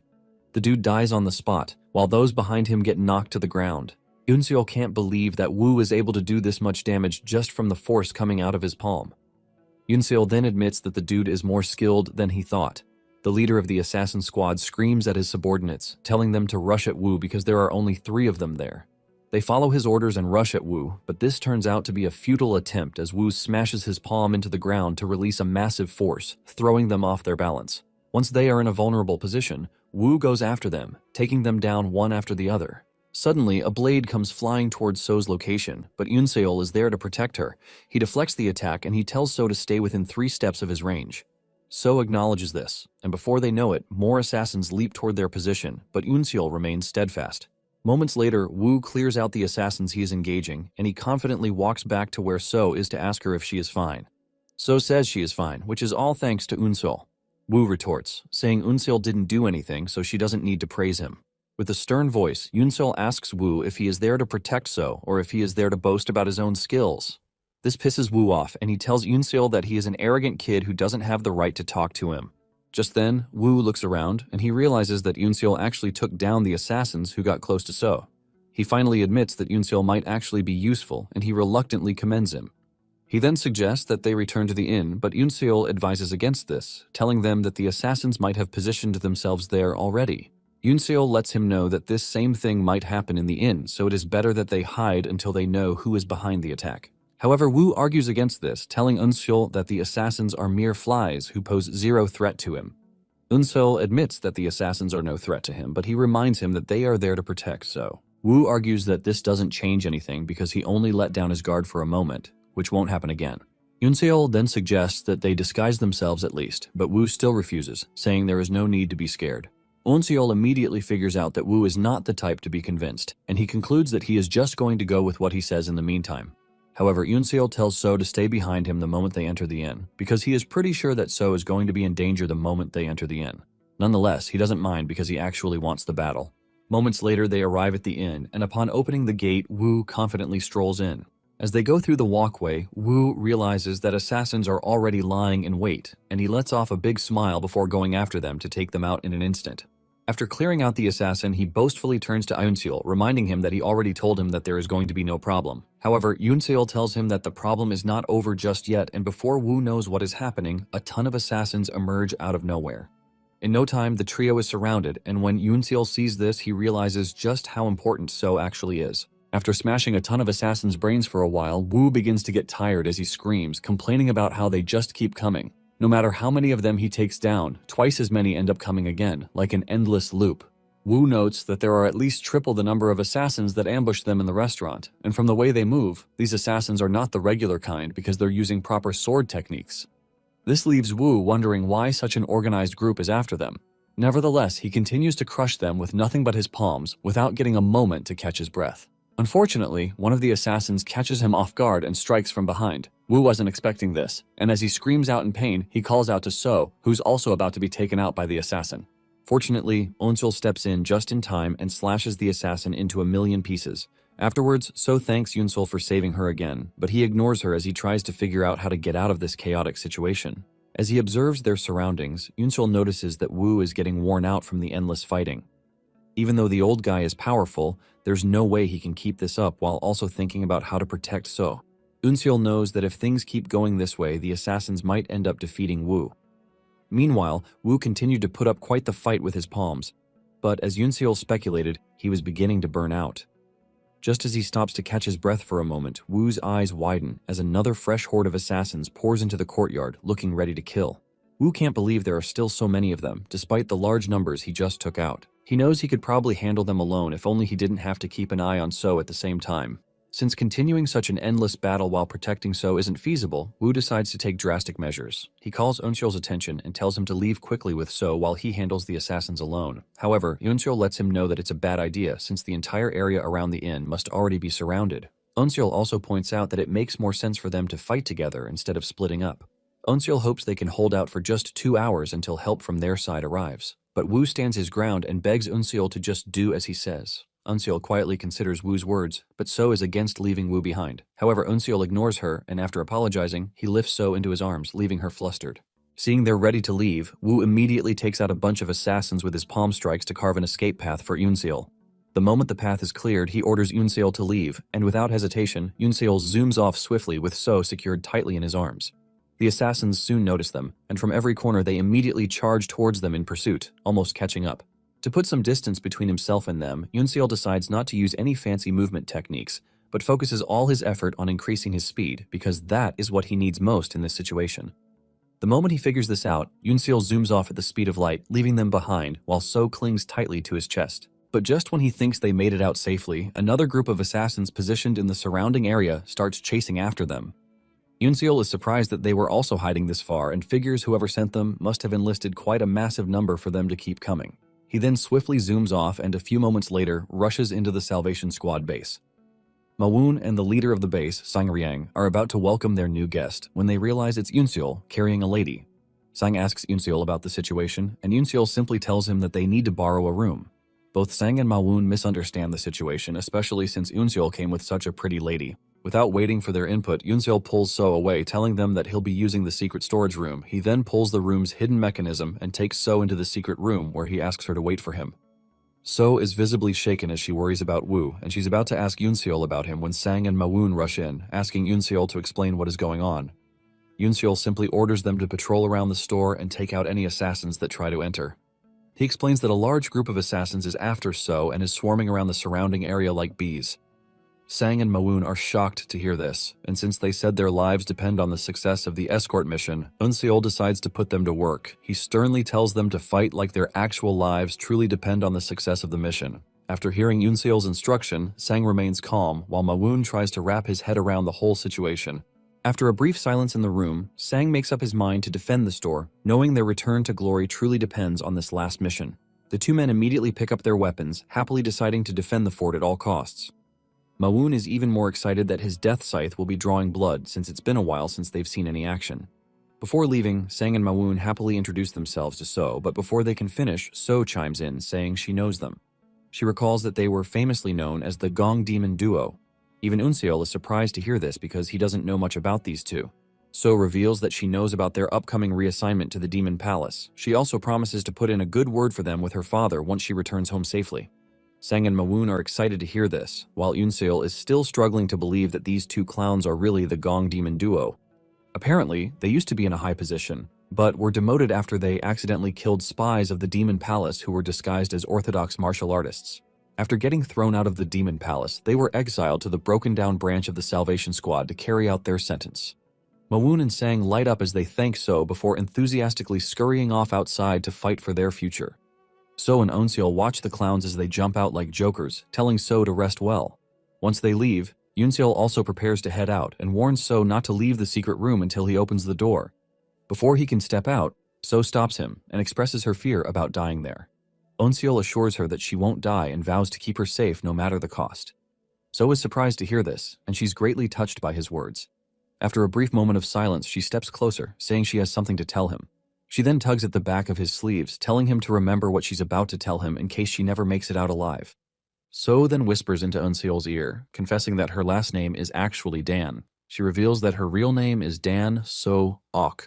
Yoonseol is shocked when he hears this because that name belongs to none other than the most treasured daughter of the leader of the House of Demon Gathering, a powerful man who oversees the military forces of the Demon Palace. Despite being a powerful martial artist, his daughter, So, was unfortunately born with the absolute yin physique. This type of body makes it impossible for her to learn martial arts. But despite lacking in martial talent, she was chosen as the potential future overseer of the Demon Palace because she's extremely smart and intelligent. Yoonseol finally realizes that So is being attacked ruthlessly because she got dragged into the insane political struggles of the Demon Palace.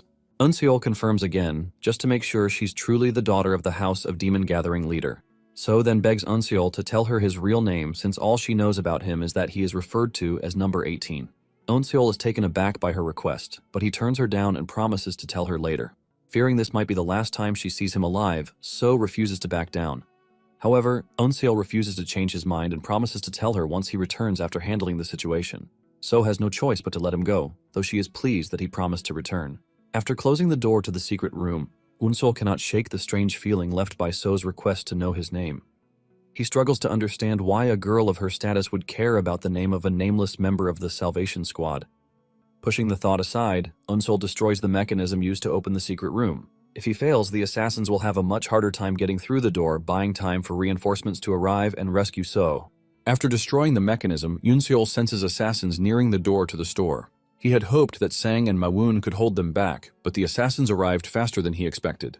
As he takes his position in front of the door, a voice from outside warns Yoonseol to surrender and be saved.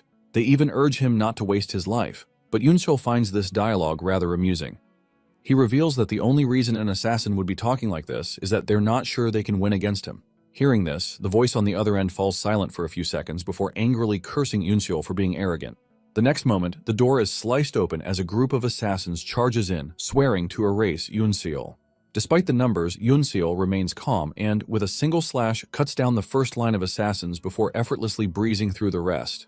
As more assassins pour into the store, Yoonseol continues to fearlessly cut them down until every single one of them is slain, leaving nothing but a trail of blood and corpses behind.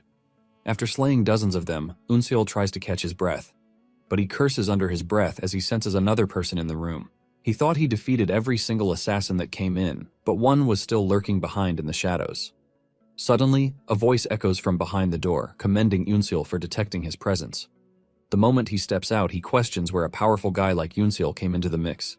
He explains that he would have put his plans on hold if he had known about Yunseol's existence next to So.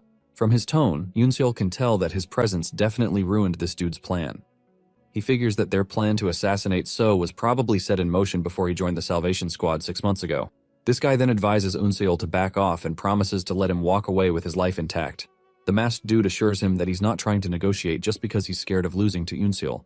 The whole time, Yunseol quietly listens as he takes a battle-ready stance, despite looking completely wiped out. After the dude's warnings, Yunseol observes him for a while before firmly yelling that he won't let the dude pass through him. The guy is impressed by the pressure coming from Yunseol and praises him for having decent internal energy for an assassin. Feeling overly confident that Yunseol is beneath him, the guy decides to let him make the first move as a way of being magnanimous. As he raises his sword, Yunseol recognizes that this dude is not an assassin because his stance is unique, and for him to remain calm while proudly talking about who should make the first move means he's not just some ordinary dude. Yunseol can't help but wonder why someone like him is here since he's not an assassin. Still, he charges towards the dude, hoping that making the first move can give him some type of advantage. But to his shock, the masked dude uses a heavy sword technique to counter Yunseol's move. Yunseol is amazed by how powerful the man's heavy sword technique is and knows he can't blindly clash head-on with him.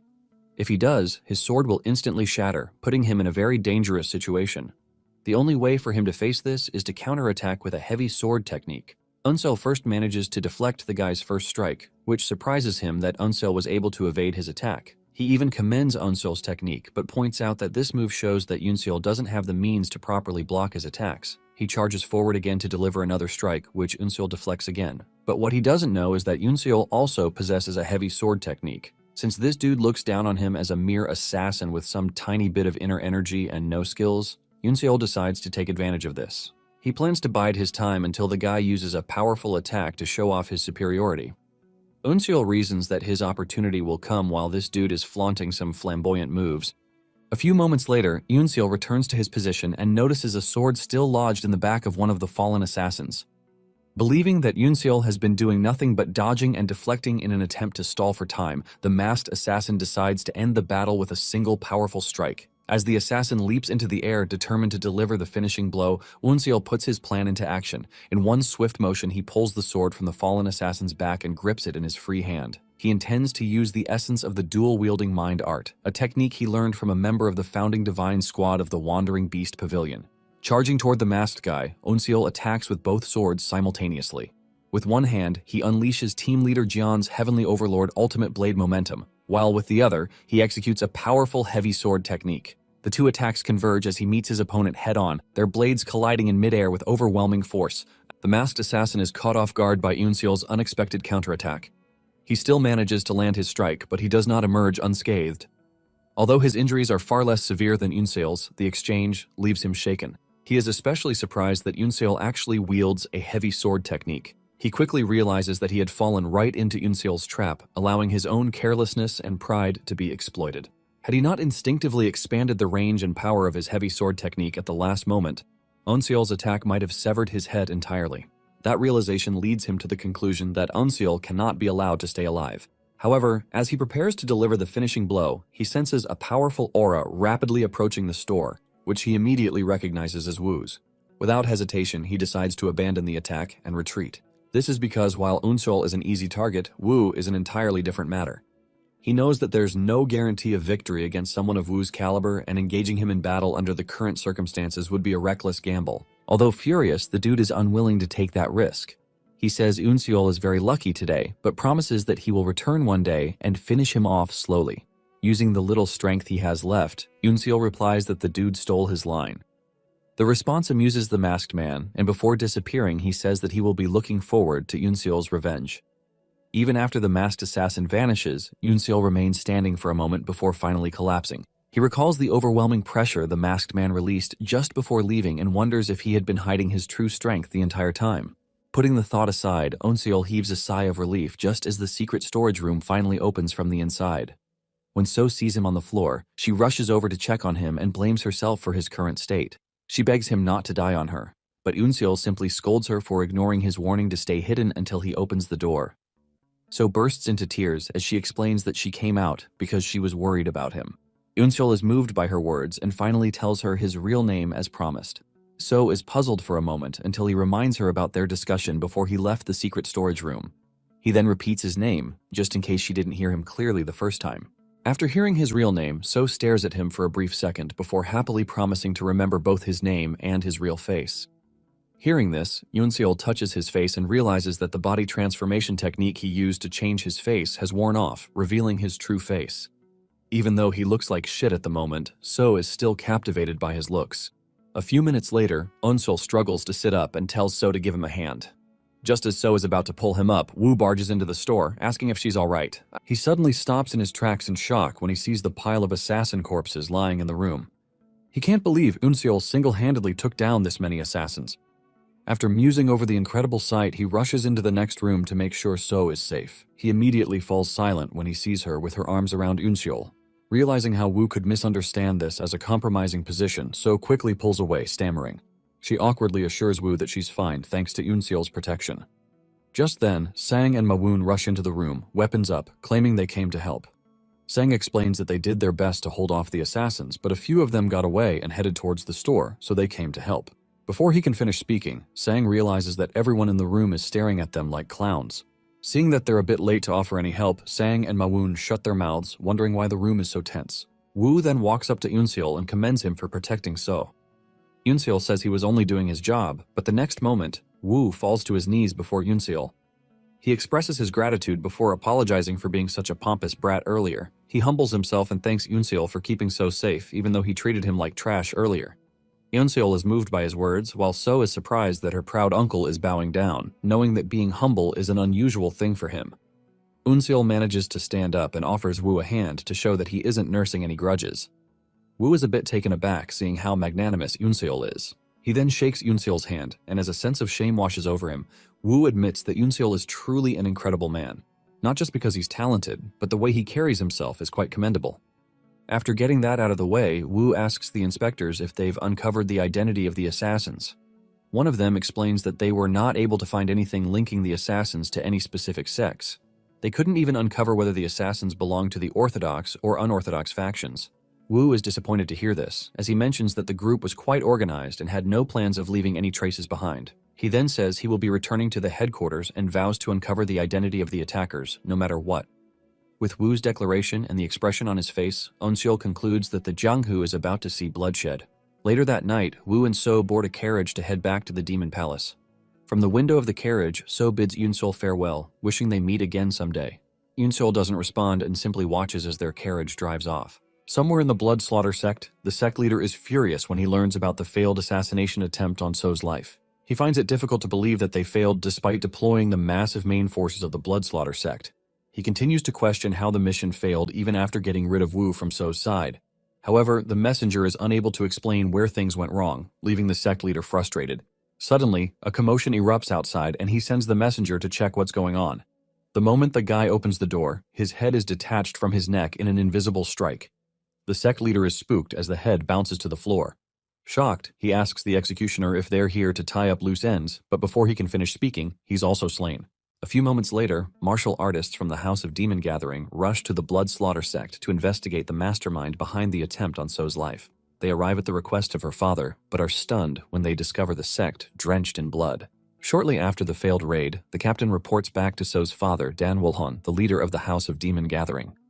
The captain informs him that they were unable to capture anyone from the Blood Slaughter sect because every member had already been slaughtered by the time they arrived. Wulhon is puzzled by the news because as soon as he learned that So had been attacked, he activated several powerful intelligence networks to track down the mastermind. Their investigation pointed to the Blood Slaughter sect. However, Wulhon finds it hard to believe that such a minor assassination sect would dare challenge the mighty House of Demon Gathering on its own. Now that the Blood Slaughter sect has been wiped out, Wulhon is convinced that someone else is pulling the strings behind the scenes. And to orchestrate a massacre to bury the truth, they must be big players in the game. Enraged, Wulhon informs the captain to find the mastermind and make them pay for what they did. Wulhon then asks about his daughter, and the captain replies that she's doing fine except that she can't stop talking about the warrior who saved her. Apparently, since she returned home, the only thing she talks about is the warrior from the Salvation Squad. Wulhon is surprised and wonders what is so impressive about warrior number 18 from the Yueyang branch of the Salvation Squad. He then mentions Unseol's full name and commits it to memory, revealing that they know his true identity. 6 months after the assassination saga, life at the Salvation Squad returns to normal. Unseol was still one-shotting difficult missions while Sang and Mawoon continued to suck up to him as the savior of their branch. After welcoming Unseol after a mission, Mawoon suggests they go out for a drinking spree. While considering the request, Unseol recalls how the last 6 months have been for him. He had completed all the missions that were deemed impossible and gained validation from Sang and Mawoon. Thanks to that, their attitude towards him has changed drastically, and unlike how they kept things strictly professional before, Unseol had gotten closer to them, close enough to drink together and crack jokes instead of just talking about missions. Putting his thoughts away, Unseol reminds Mawoon that they went out drinking just yesterday. However, Mawoon insists on going out for drinks because they'll be heading back to the Demon Palace in 10 days. Besides, Unseol plans to quit the Salvation Squad at the same time, so Sang agrees they need to take the opportunity to hang out while they're still together. Mawoon says they're treating Unseol this time to thank him for helping them return to the Demon Palace. Despite their persuasion, Unseol turns them down, explaining that he needs to pack up his room. However, Sang and Mawoon refuse to back down, and they promise to help him pack up. Mawoon then drags him out to get drunk, boasting that he bought 3 jars of the good stuff. A few moments later, the group ends up drinking on the rooftop of the store following Unseol's direction. They had reserved a private room at the Red Pavilion, but Unseol convinced them to drink on the rooftop instead. Sang calls Unseol weird for this, while Mawoon supports him. Unseol tells them to drink 1 jar on the rooftop and head to the Red Pavilion if they don't like it here. They then agree to go with his suggestions and proceed to enjoy their drinks. But after a few more cups of booze, Sang begins to enjoy himself and admits that Unseol was right about drinking on the rooftop. He commends Unseol for being so knowledgeable, but Unseol explains that he only found this spot because he hates crowded places. Sang observes Unseol closely and starts talking about how he felt when they first met. He admits that the first time Unseol walked into the store, he thought he was just another arrogant brat. But Sang's opinion of him started changing after he succeeded in the first difficult mission. Over time, he started seeing Unseol in a new light as he continued to complete missions that even veteran members skipped. Mawoon chimes in, saying the best mission Unseol pulled off is definitely the one where he protected So. Sang chuckles as Mawoon demonstrates how Unseol stood his ground. He also admits that they were shocked when he barged into the library, asking them to fight off the assassins. They then express how surprised they were when they came back to the library only to see that Unseol had handled a ton of assassins alone. As Sang thinks back to all the things that have happened since they met Unseol, he suddenly becomes emotional. He says he doesn't know why Unseol joined the Salvation Squad and advises him to try his best to live a life filled with joy like them because the world is already filled with chaos as it is. Sang also tells him to come to them whenever he wants to let loose. Moved by his words, Unseol agrees, even though the whole emotionally cringeworthy speech isn't his thing. Sang continues to stare at him, making the atmosphere awkward for Unseol, who avoids his gaze. After a painfully awkward silence, Sang breaks the ice and raises his cup, saying he shouldn't have made things so emotional all of a sudden. He then urges them to keep drinking, and Mawoon joins in the drunken cheer. Unseol quietly sips his drink like a cultured man while Sang and Mawoon's laughter echoes through the night. After their drinking party, Unseol heads back to his room while thinking about his coworkers. He notes that Sang is a pretty chill guy, even though he's a money grubber who is lazy and loves sucking up. He also admits that Mawoon is simply a silly, innocent dude, despite coming off as arrogant and hot-headed at first. Nevertheless, he admits that both of them are good guys, and he can't help but feel attached to them. Unseol is about to open his door when he senses that there's someone inside his room. Using his beast sense, he pinpoints the intruder's position inside the room before opening the door. Upon entering, Unseol casually walks to the other end of the room where the intruder suddenly places a sword to his neck. The intruder smugly taunts Unseol for not keeping his guard up despite being known as the legendary Salvation Squad member. Unseol calmly tells him to look around, reminding him that he's the one who has his guard down. The intruder scans the room only to realize that there are several small crossbows on the shelf pointing directly in his direction. Observing more closely, he realizes that Unseol pretended to let his guard down just to lure him into the trap. Now he's at a disadvantage, and Unseol's foot is placed on the trigger, ready to release it at any moment. Unseol then demands to know his identity, and the guy reveals that he's a messenger from the Demon Palace. He swiftly flings a letter towards Unseol, clearly targeting him, but Unseol effortlessly catches it without batting an eye. The intruder then feigns ignorance, claiming he threw the letter using an assassination technique out of habit. Unseol ignores him and checks out the envelope to see that it's a level 4 request. Basically, level 4 missions are only given to the best warriors in the Salvation Squad, and only 12 of them have been issued so far. The dude expresses how envious he is that Unseol is the youngest to receive a level 4 mission. However, Unseol doesn't feel the same, as this just makes him feel uneasy. He quickly opens the letter as he wonders what kind of mission it is. But the moment he reads the content of the letter, his heart drops. Yoonseol has been tasked with eliminating Sang and Mawoon, the very people he was just starting to get attached to. The letter claims that Sang and Mawoon are spies sent by the Murim Alliance, and Yoonseol is supposed to erase them in 4 days before their transfer to the Demon Palace. After reading the shocking letter, Yoonseol stares at it for a while before asking if he can skip the mission. He explains that he doesn't feel the need to accept such an important mission since he's only a few days from quitting the Salvation Squad. Unfortunately, the messenger tells him that this high-grade mission is basically an order he cannot refuse. He warns Yoonseol that refusal means going against the Demon Palace, and the consequence will be more than just paying with his life. Although Yoonseol doesn't mind being tagged a traitor, he doesn't want to drag the Wandering Beast Pavilion into his mess. He knows that if he refuses this mission, the Demon Palace will go after everyone from the Wandering Beast Pavilion.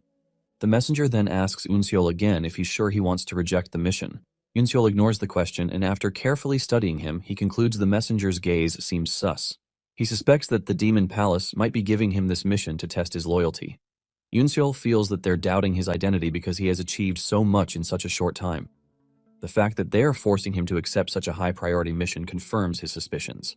After considering it for a moment, Yoonseol tells the messenger that he accepts the mission. With a triumphant grin, the messenger smugly lets Yoonseol know that he made the right decision. A few nights later, Yoonseol prepares to head out to investigate properly before executing his new friends. Due to his recent success in difficult missions, the Salvation Squad's Yueyang branch has been getting a lot of attention lately. And since Sang and Mawoon are the overseers of the branch, Yoonseol wants to rule out the possibility that someone might be trying to eliminate them. He especially wants to make sure that the mission hasn't been tampered with by the Murim Alliance just to erase the two people they consider a threat. After dressing up properly and covering his face with a mask, Yoonseol heads out to investigate if his comrades are truly spies. Yoonseol plans to reject the mission if the information in the letter has been tampered with, so that he doesn't have to kill them. Shortly after, he arrives at the Salvation Squad branch of Gulin, where the Gong Demon duo were stationed when the incident happened. Yoonseol notes that it would make sense that they're spies of the Murim Alliance since they eliminated a spy of the Demon Palace. However, he doesn't want to jump to conclusions without actual evidence, so he came to the Gilin branch to investigate. Inside the library in front of the Salvation Squad of the Gilin branch, the manager is minding his own business when Yoonseol appears behind, spooking him. He crashes to the floor, and Yoonseol puts a sword to his neck, asking if he's Jin Dong, the manager. Jin Dong boldly questions Yoonseol for breaking in and demands to know his identity. Yoonseol pulls down his mask as he calmly introduces himself, revealing that he's from the Beast Pavilion. He then demands to know everything about the Gong Demon duo who were stationed in Gilin 4 years ago. Jin Dong is shocked when he realizes that Yoonseol is one of the 10 demon masters. Yoonseol threatens to erase him, telling him not to waste his time. He boasts that no one would punish him if he took out a small fry like Jin Dong. However, Jin Dong hesitates as he explains that only members of the Salvation Squad are allowed to access the archives. Yoonseol says it wouldn't be a problem because he's number 18 of the Yueyang branch. Jin Dong's soul almost flees his body when he hears this, and finding it hard to believe, he questions if Yoonseol is truly the famous number 18. What he can't understand is what one of the 10 demon masters is doing in the Salvation Squad. Fed up with the 1,000 questions, Yoonseol threatens to eliminate Jin Dong and just find the information he needs on his own, but Jin Dong quickly surrenders and begs Yoonseol to give him a minute to search for the records. A few minutes later, he hands the records to Yoonseol, who immediately starts flipping through the book, eager to know if the Gong Demon duo are spies of the Murim Alliance or just scapegoats in some complex scheme. Yoonseol's eyes suddenly widen when he finds what he's looking for. When it comes to spies, every faction raises its own, especially large unions like the Demon Palace and the Murim Alliance. The spies are all just chess pieces on a board with similar methods of operation. After confirming what he came for, Yoonseol slams the book shut as he prepares to make his next decision. The following day, he invites Sang and Mawoon out in the woods for a drink. Sang is surprised that Yoonseol made the first move to invite them because they're usually the ones who have to drag him out. Mawoon chimes in, saying that they've been drinking on the rooftop since Yoonseol initiated them to it. Sang says he didn't like the rooftop idea, but after trying it out a few times, he realized it wasn't so bad after all. Mawoon explains that it's because people copy the habits of someone they like, and Sang agrees with this theory. The whole time they're chatting and drinking, Yoonseol quietly sips his drink without contributing to the conversation. After downing about 4 jars of booze, the Gong Demon duo continues to suck up to Yoonseol while he remains detached, deep in thought. After drinking, Sang gets serious as he asks Yoonseol to ask what he's been planning to ask them. Yoonseol is taken aback that it was obvious from his expression that he had questions for them. Sang explains that it's because they have known each other for almost a year, and Yoonseol never drinks as fast as he did today. He says that people often rely on liquid courage when they're hesitant to say what's really on their minds. As Unseol studies Sang closely, he notices a slight shift in Sang's body language, as though he already knows what Unseol is about to ask. Deciding to just get it over with, Unseol cautiously asks if both of them are really spies of the Orthodox Murim. Silence follows immediately, and the atmosphere grows tense as Unseol patiently waits for the answer he is already certain of. Sang talks about how disappointed he is that the whole situation has evolved into such a tragic outcome because he was actually looking forward to returning to the Demon Palace. Sang says he already had a faint idea that their identities were no longer safe, and Unseol asks him why he didn't just leave after he noticed this. Mawoon cuts in, saying there is a possibility that they just wanted to prove that they were still useful. Mawoon says they stayed this way because they had already made it so that the Orthodox and the unorthodox sects' intelligence organizations, which were also entangled, would be able to work without any conflicts. They basically thought they were already useful enough for Unseol to turn a blind eye to their misdeeds. But surprisingly, Unseol surpassed their expectations. Unseol is surprised when he hears Mawoon call him by his name, since he didn't know that they actually knew about his real identity. Sung tells him that throughout his missions, he was able to wipe out the entire Orthodox intelligence organizations in Yueyang to make it in such a way that whoever took charge of the branch would be able to do it easily. Since it has come to this, Sang believes that their purpose no longer exists. Sang urges our guy to put his emotions aside because the outcome was already predetermined.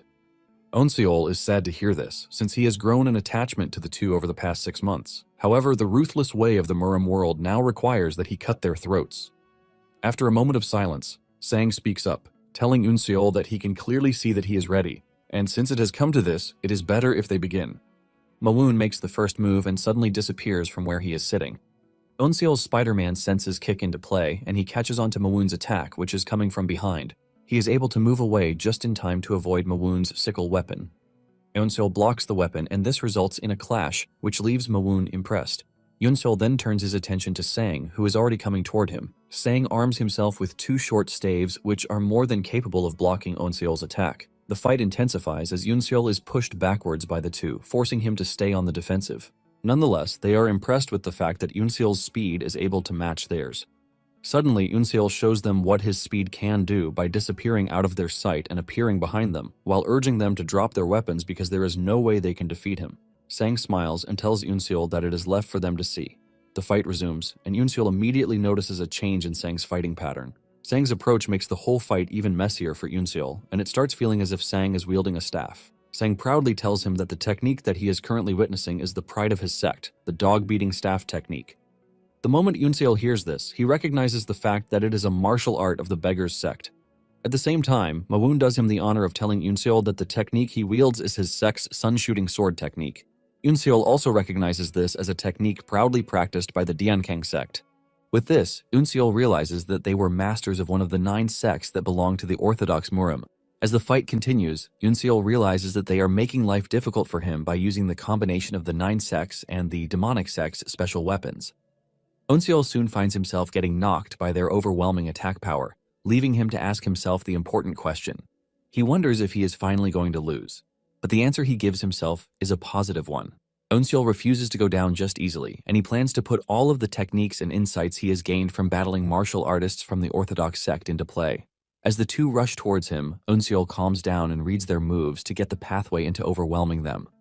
His plan comes to fruition, shocking the two down to their bones. Just as Unseol lunges into the air to make his last move, the two look with a smile and drop their weapons, giving Unseol the clear chance to deliver a fatal attack to cut them down.